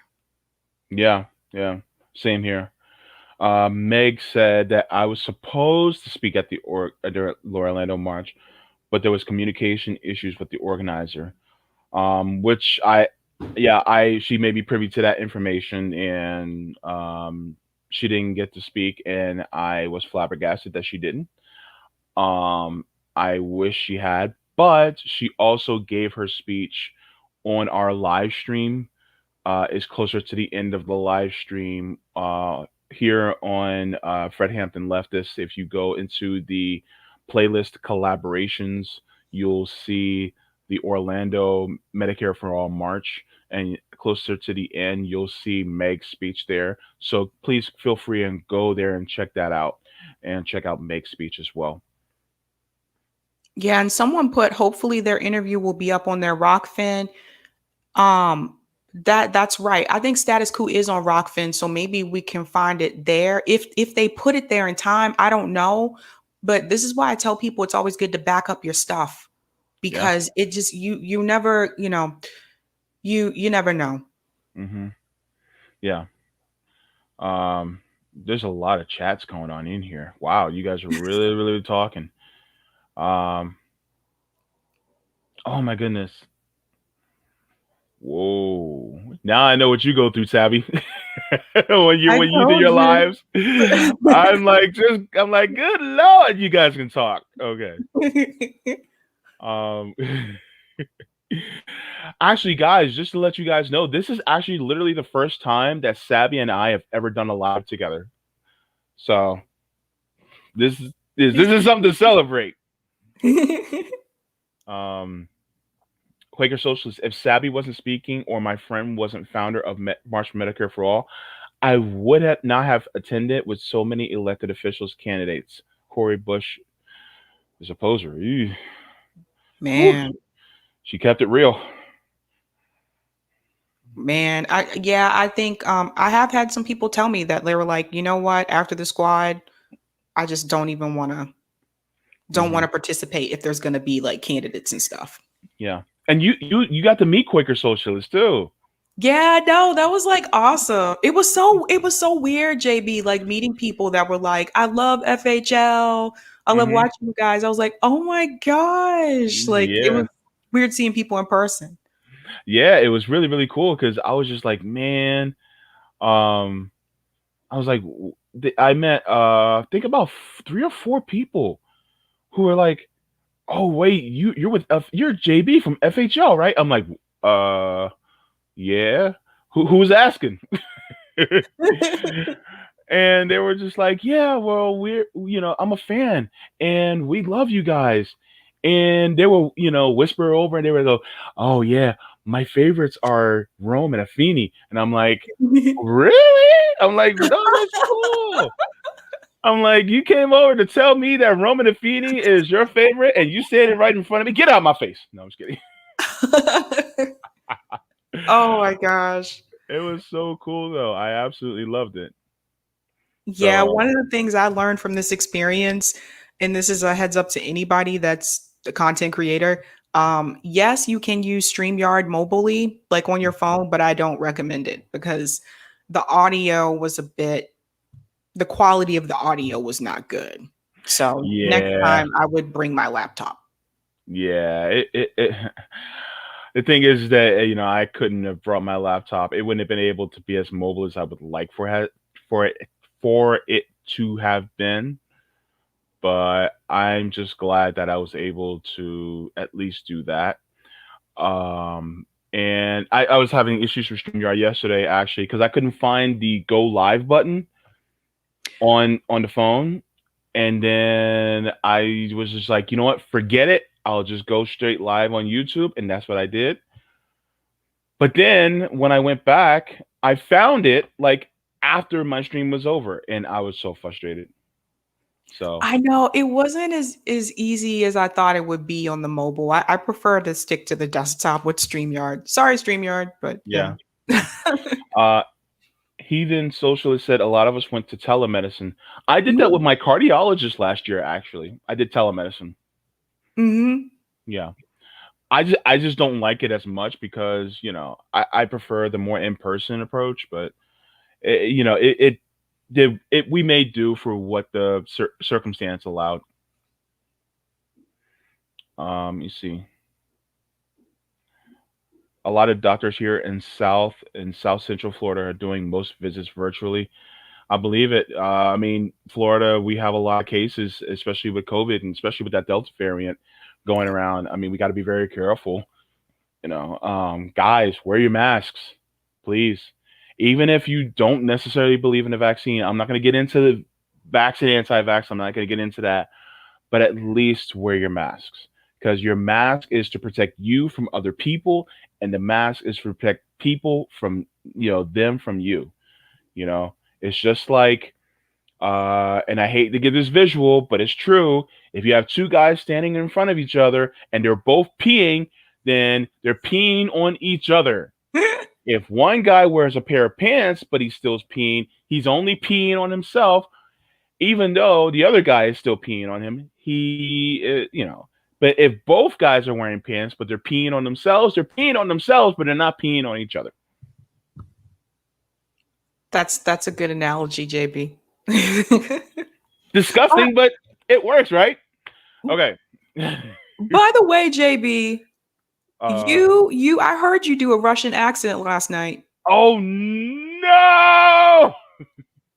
You heard? Oh my gosh! Oh gosh, I hate when people put me on blast and stuff like that. I do Russian accent very good. They say, oh, you do Russian accent, say vodka, say say Vlad, say Vladimir. I'm I'm only Russian when I want to be. Sometimes I can be other people. It's kind of hard to do accents from time to time, but You need to do voiceovers.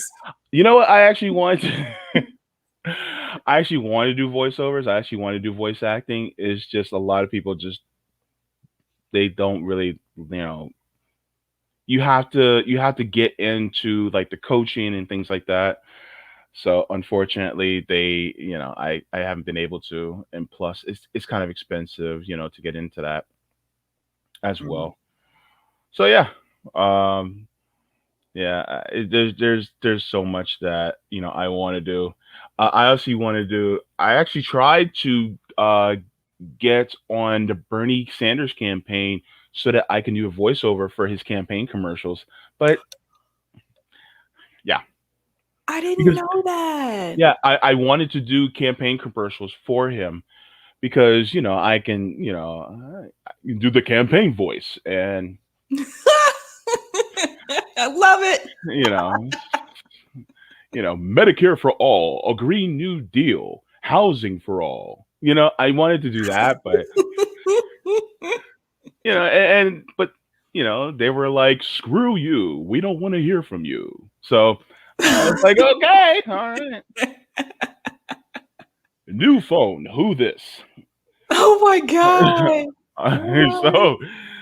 so yeah, I just I was just like, you know what, no, I'm not gonna do it. So and then I also did it for the Green Party for New York last year as well. I did a couple advertisements too, but that didn't really gain any ground. So, but yeah, that was something I wanted to do.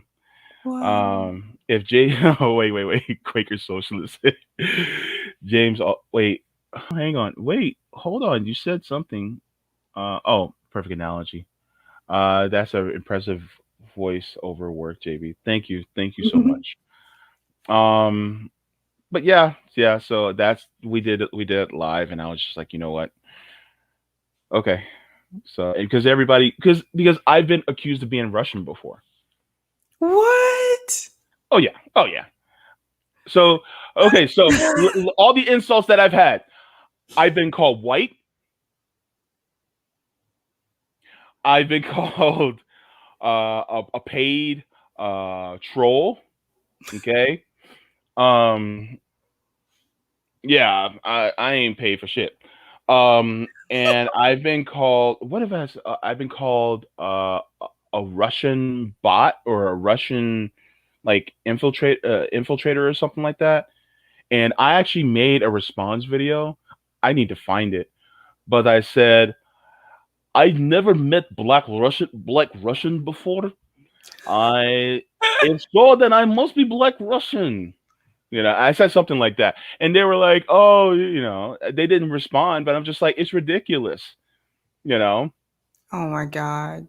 Both me and JB have been called Oreos, you guys.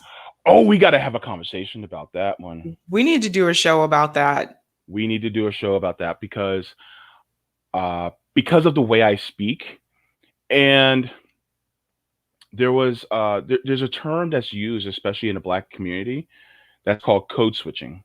Hmm. And code switching, basically, the synopsis of what switching is that it's the ability to change your accent or the dialect of your voice in order to adapt to the type of people or the circumstances that you're in. So we can suspend our use of African American vernacular and use just regular American vernacular and English in order to be able to survive because, like, for instance, Sabby, you work in higher education, right? Yep. So of course you had to put on that type of voice in order to be able to get the job, and I've had to be able to put on the voice in order to be able to get the job. And it's just, it comes with the territory. It's a survival tactic, especially among Black people. Yeah, no, it's true. My favorite thing that used to like really crack me up is when people would say, "Oh, you speak so well."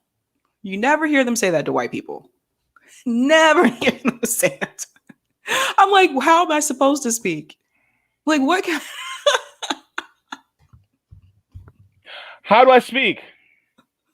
And what's funny? I've actually been the person who, when I was in my early 20s, we had a mutual friend. She was white, and she was, I think, in her late teens, early 20s. and she basically questioned my blackness and said, "Why does he talk like that?" And I was taken aback because I was like, "Wait a minute, hold on. You're questioning my blackness because I speak uh, basically in a standard accent." Mm-hmm. Well, how would you like me to speak? Would you like me to speak like it like this? Would you like me to do Cockney? Like what do you want? Whatever. So it's just like it was kind of dumb. It's just like, come on, Yeah. and it's treating black people as a monolith, and we're not. I don't know how we went from healthcare to speaking about race, but whatever, it's good. Let it fly. I think this is the magic between, you know, Sabby and myself. Is just that we can just go, everywhere, as far as topics. But yeah. So Yeah. Yeah, you guys got to understand, like JB and I have been told, you'll have one group that will say we're not black enough or we're Oreos, and then we'll have another group that'll tell us that we're racist, that we hate white people. And I'm like, what? we're a pilgrim.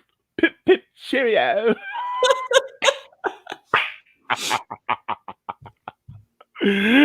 Ah! That's why I tell you guys, man, you just gotta like some of the stuff you gotta laugh and you Yeah. just gotta like forget the trolls, because no matter what you do in life, there will always be somebody telling you that you're not doing something enough.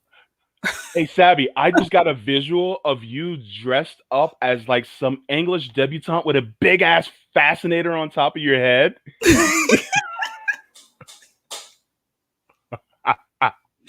Oh my Hey, God. let's get to the royal wedding. It's going to be a ruckus, something like that. Oh my gosh, it's gonna be so. Oh, we need to do some type of dress up or something like that, and just throw everybody off. They'll go at the Fred Hampton Leftists, thinking we're all Black Power, and next thing you know, we're speaking exactly like this. Hey, we got to go to Lore. We go to, hey, that's rubbish, You start speaking like that. Everybody like, Fred Hampton Leftists, what in the hell are they on? Yikes. Oh my God. Yeah. Meg says, JB, are you Russian or British? We must know. I'm black and Yiddish. Gotta put it all together, So let me see. You two are far from what I've seen. I have never heard you condemn an entire group of people based on their one common factor. Hang on, let me read that again. You two are far from it from what I've seen. I have never heard you condemn an entire. I mean, we can't, and we, it's just, take it, each person at, if they're an asshole, they're an asshole. That doesn't place one group, as, being representative. That doesn't pay one person as a representative of an entire group. Um, just like somebody may not like what one person in Fred Hampton Leftist says, but that doesn't necessarily mean that the entire group of Fred Hampton Leftists ought to be condemned. So, yeah. So, hang on. What disgusts me is that the gatekeeping on how black people should speak, dress, or think. This gatekeeping happens a lot with other black people and white people as well. Um, have you experienced that? Oh, absolutely. And you guys got to understand, like growing up, like my parents, during the time, like when it was cool to wear like baggy, pants and stuff like that, my parents would not let me leave the house dressed that way. And my parents bought my clothes. So, I mean, I wasn't old enough to work. Well, we're from that generation where our parents bought our clothes and we basically were like, this is what you got. Okay, mom. Okay. Well, Mm-hmm. I mean, dad wasn't there. So, but Yeah, I hear an echo. Uh-oh. Let me Um, mute myself. echo? No, okay. I don't know what's going on, but anyways, yeah.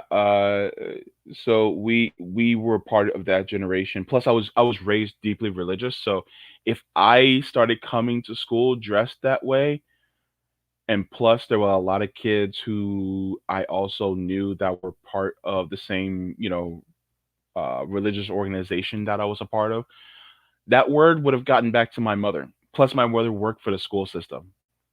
So, yeah, it would have been, I probably would have heard it from my mom. But at the same time, she always went with me clothes shopping, and she always gave me somewhat of a choice in what I can get, but she always kept me within a certain parameters. So yeah. Yeah, so that's basically how it was being raised as, myself as, you know, deeply religious, with my mom. Uh, Eric Thomas, thank you so much for the super chat. Do you think corporations are now selling blackness? Ooh, that's a good one. That's a good question. Sabby, please unmute yourself too.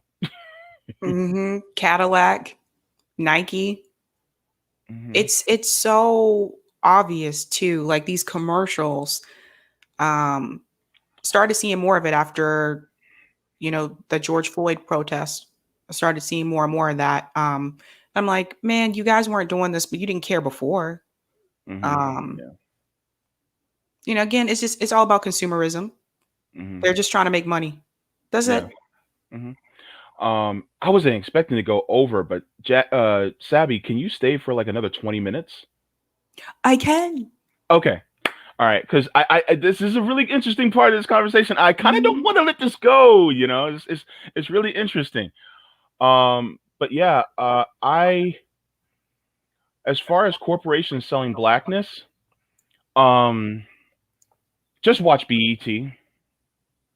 Just watch them.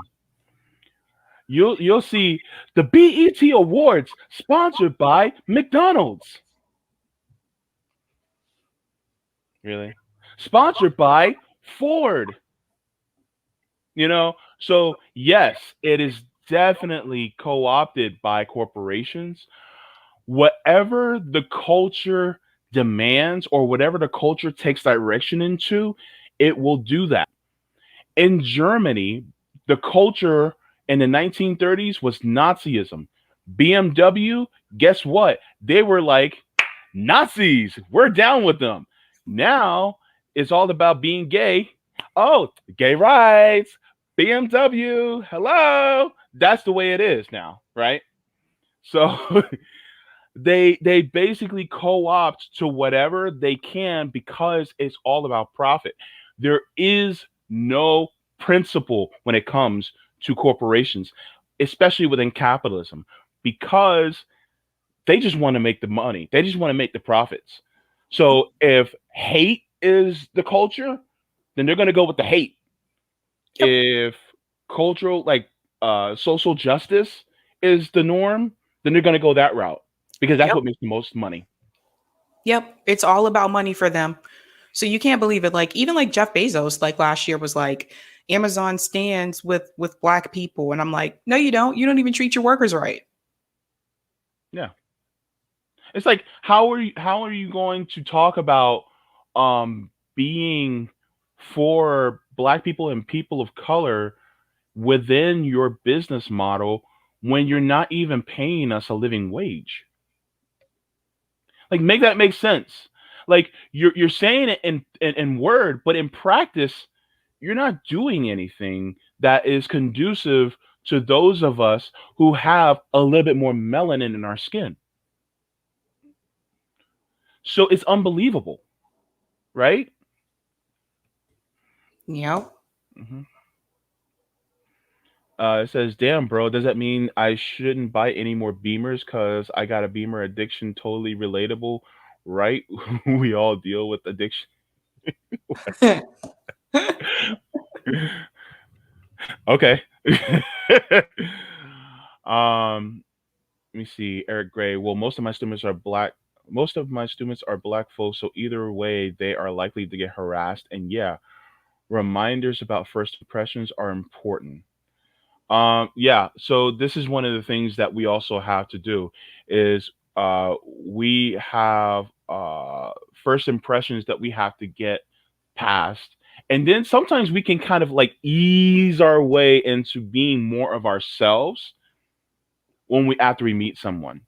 Hmm. So if I typically use, Ave, African American vernacular English, a little bit more, but I'm just meeting somebody and I want to have a good impression on them, then I'm going to suspend that for a while until they get to know me, and then I start to ease it in.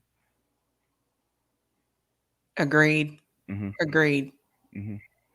Robin During says blackness seems definitely commodified to me. There's an entire industries based on cultural appropriation of black culture, music, clothes, language. Yeah. Because it's cool. Yeah. I mean, look, let's call a thing a thing. A lot of the things that people embrace have been, especially culturally, have been influenced by blackness in some way, shape, or form. You cannot have the Rolling Stones without Chuck Berry and Little Richard. If you didn't have Chuck Berry and Little Richard, you would have never had Elvis. You would have never had the Rolling Stones. You would have never had Queen. You would have never had Whitesnake. You would have never had Bon Jovi. You would have never had Hall and Oates. You would have never had, oh gosh, you would have never had Green Day. You would have never had Kings of Leon. You would have never had My Chemical Romance. Without them, without those two men, black men, you'd have never had all that. Nope. Even like if you look at K-pop, and I don't know if you guys like are into K-pop or not, but if you look at K-pop, it's black culture. It's black culture, but it's done by Kor- people, South Koreans, right? Mm-hmm. But what is very interesting, my dad was stationed in South Korea for a year. I Mm-hmm. have friends of mine that have gone to teach in South Korea, both black and white. And they will tell you that, like, when it comes to black culture, like, they love the culture, like the music and all of that fun jazz, hip hop. But when it comes to black people, my black friends that have taught in South Korea have told me that they don't really like black people, though. That they had some of the same racist treatment in South Korea from South Koreans that they have from white people in America.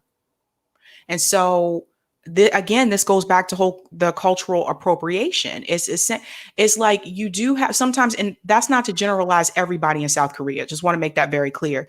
But there is something to be said for that, where people really like our culture. They want to use the slang. They want to, they like the music, but they don't really want to be associated with us, though. Yeah. Yeah. Um, some good. Greg says, "How can white people call out the corporate co-opting of intersectional issues without being torched by neolibs?" You're gonna be torched by neolibs regardless. Sorry, Greg, but that's the way neoliberals operate. They're gonna torch you for anything and everything. They're gonna find something. You can be Jesus Christ, and neoliberals will find something. Yes. They'll find something. Oh, this person, they sit with the tax collectors and the harlots. Oh my gosh. Can you believe this guy? He is horrible. The scribes and the Pharisees were the neoliberals of the early first century. So you can be anything, right? You can be politically correct to the T, and they still will find something. So just do your thing, brother. Just do your Absolutely. thing. Yeah. Well, the video that me and Jackie did with the Bank Oh, Sisters and with Glory, we did a whole oh, video about intersectionality and like our oh yeah. experience as Black women.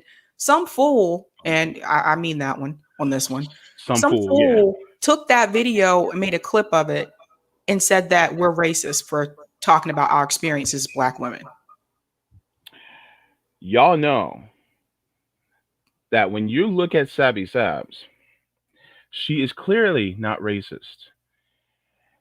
And people like this guy tend to take something that she said as a black woman and her experience dealing with prejudiced black people, and you want to say that she's racist for airing out that prejudice that she's experienced?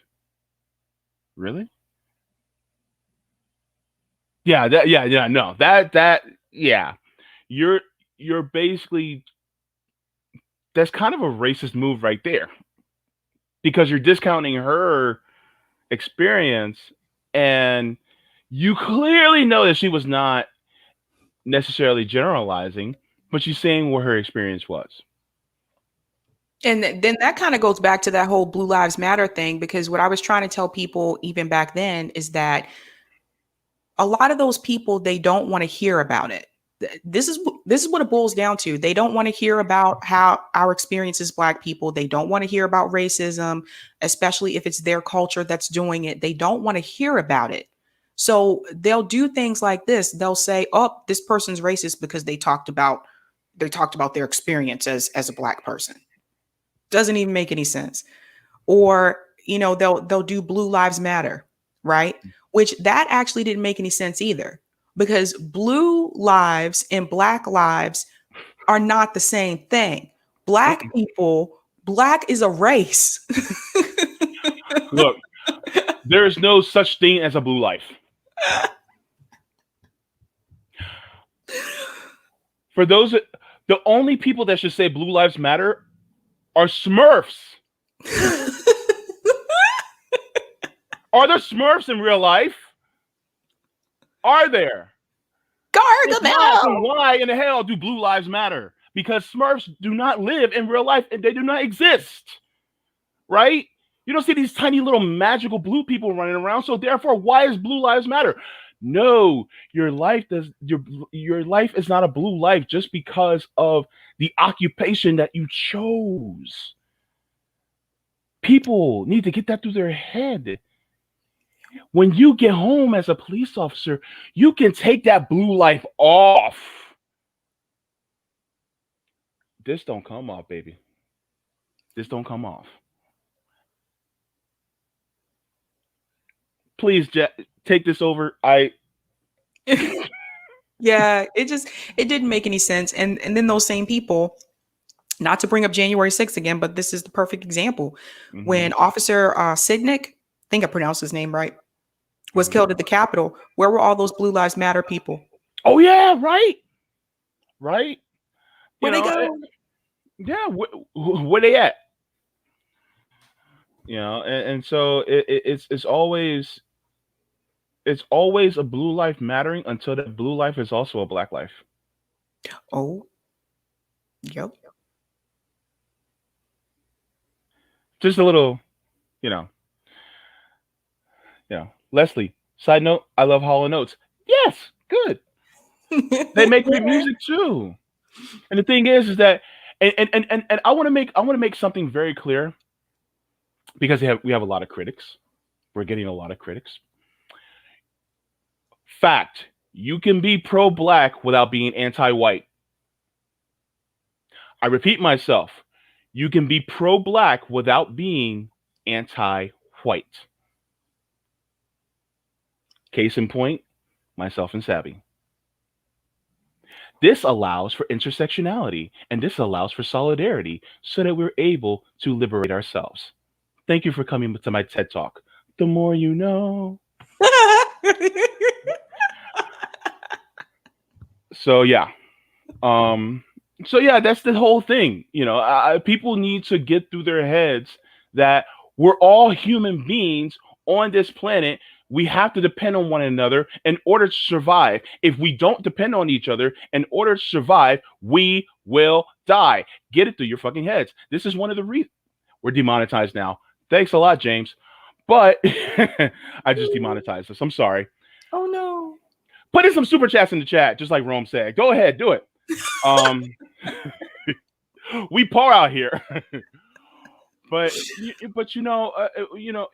get to a point where you think about it.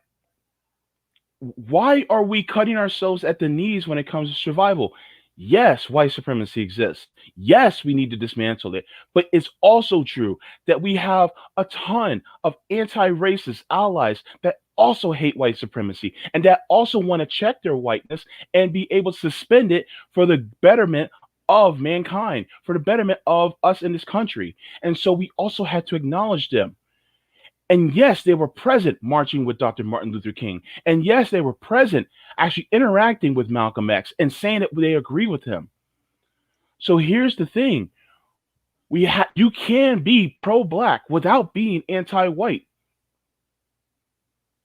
There is no room for nationalism at any stripe or any color, white nationalism or black nationalism. There is no room for it. If you actually want to have solidarity, then you have to be accepting of people who are accepting of you. White anti-racists accept us. And they actually are the ones who want us to have our reparations because they see that the pain that we have been through. Recognize that some of these people have empathy and they want the best for us as well. Am I right? Yep. No, it's very oh, sorry. Can you mute JB? I got an echo. I'm sorry. I'm sorry. I'm sorry. It's a StreamYard thing. Yeah, no, absolutely. And I want people to know too that for like white allies, those that do step up and come forward, that is not something that is easy to do. It is not. I just want to make that very clear. It's not easy for someone to do that. So when they do come forward and they want to help and they want to support our movement, the worst thing that you can do is push them down and knock them away, or knock them down and push them away. I don't know what was happening there, but that's the worst thing you can do. Like, don't do that, man. Don't do that. I know some people are not sincere, but there are people out there that really are sincere and really do want to help and really want to support that movement. So let's just be careful about just writing someone off just because they don't look like us. I don't think that's cool. Had to unmute myself. I remembered this time. I remembered, Sabby. I almost called you Jackie. I'm sorry. Shout out to Jackie out there.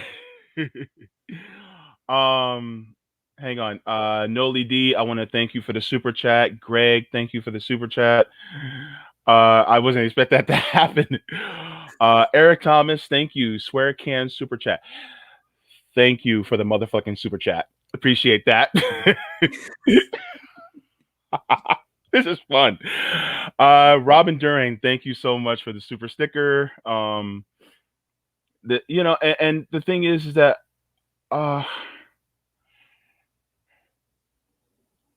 look, I have family members that are biracial.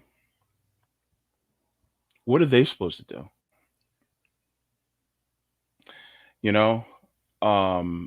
Which means I have white family members. And they are anti-racist. I have a lot of friends who are. And they check the racism of other family members. I mean, we need them. Because if they exist and they are checking family members and the rest of society that upholds white supremacy, then that means that over time, people will look at the institutional white supremacy and go, why in the hell are we doing this? We got to change this. And then it gets changed. Isn't that worth it, Sabby? Yeah, absolutely. I mean, and like JB as well, like I have white family members also. It's like you got to learn how to talk to other people, man. You got to learn how to talk to people that don't necessarily look like you, that don't necessarily talk like you. Like you have to learn how to bridge that. I've said this before. If we stay in our bubble, if we just talk to people in our bubble, we're not really going to have progress. You got to talk to people, different people. And that was one of the things that Ehrman said when he was on the other day. He said, guys, don't be afraid to talk to conservatives. He said, like, leftists, don't be afraid to talk to conservatives. He said, Mhm. it's not that we don't necessarily care, but we just want things done. We may want things done a little bit differently, but we don't want you to feel like you can't have that conversation with us as well. Like with healthcare, like I told you, that should not be a partisan issue. Mhm. So, that's my whole take on that. Is like you got to get out of your bubbles, man. You got to get out of your bubbles. Yeah, yeah, definitely. So we're reaching close to the end. I just wanted to, see what you have down on the docket for the week. Any special interviews or any special programming that you'll be doing? Yeah. Wednesday, I am doing a panel called The New Left. Ooh. We are going to have RJ from FHL, Meg from FHL. Mhm. Um, shoot. Oh, Jackson Hinkle, Franco.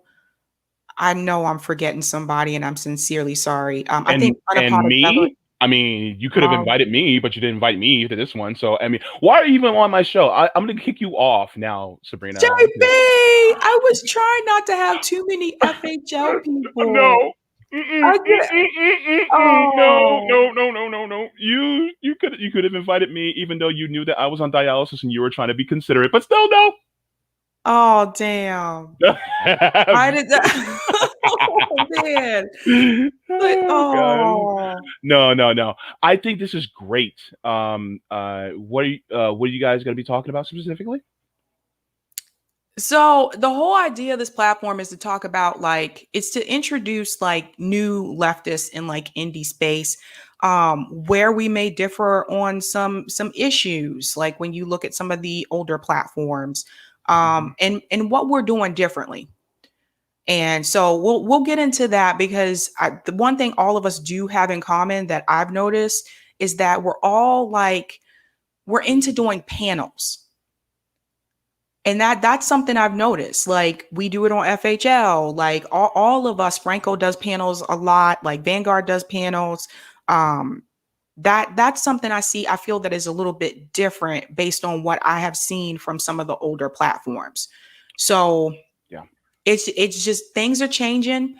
And the reason why I decided to do that show is because a lot of people have contacted me and they've told me that they are actually liking watching more of the new left shows because they feel we're bringing Yeah. something a little bit different.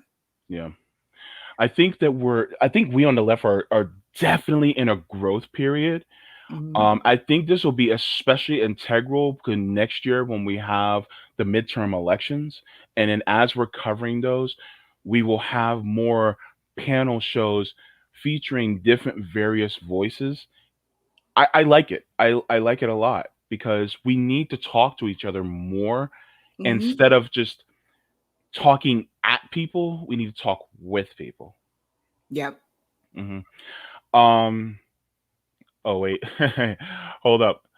Homeboy Greg, he said, too many brilliant minds together would break the internet. Well, let's break it then. Greg, let's break it, okay? Because it needs to be broken and rebuilt back up. Okay? Fuck around and find out. This is our motto of the left, right? Right.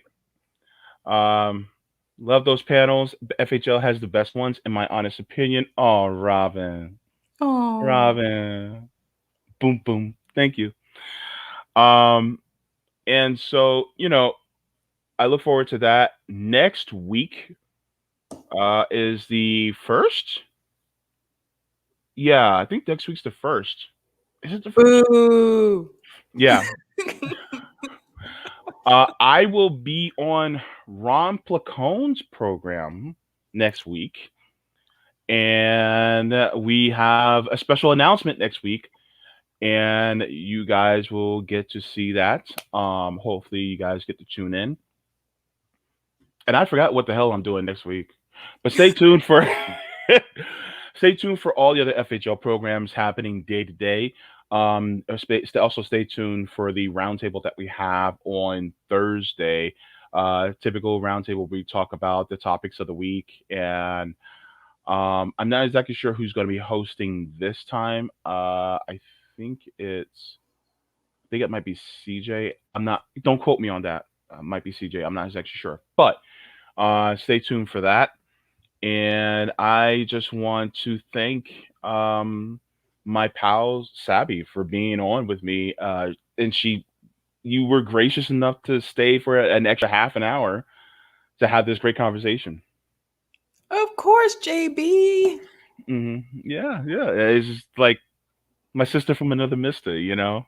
So I appreciate having you on. Yeah. It was fun. I got a song for you, JB. You do? Yeah, this is my song for you. And this could be like your intro. Oh, okay. It goes, it's the J to the B, it's the J to the B, it's the J to the B, it's the J to the B. Oh, okay. Okay, we're gonna have to record that. We're gonna have to take that, rip that from this panel, and then just put that. Ooh. All right, might have to get that copywritten too. Okay. All right. Perfect. Thank you so much, and everybody, thank you so much for the support, for the questions, for the super chats. We wouldn't be the Fred Hampton Leftists without the Rainbow Coalition that is in our chat right now. So I want to thank all of you for joining us, and we will see you in the next one. Peace, love, and all that. Bye-bye.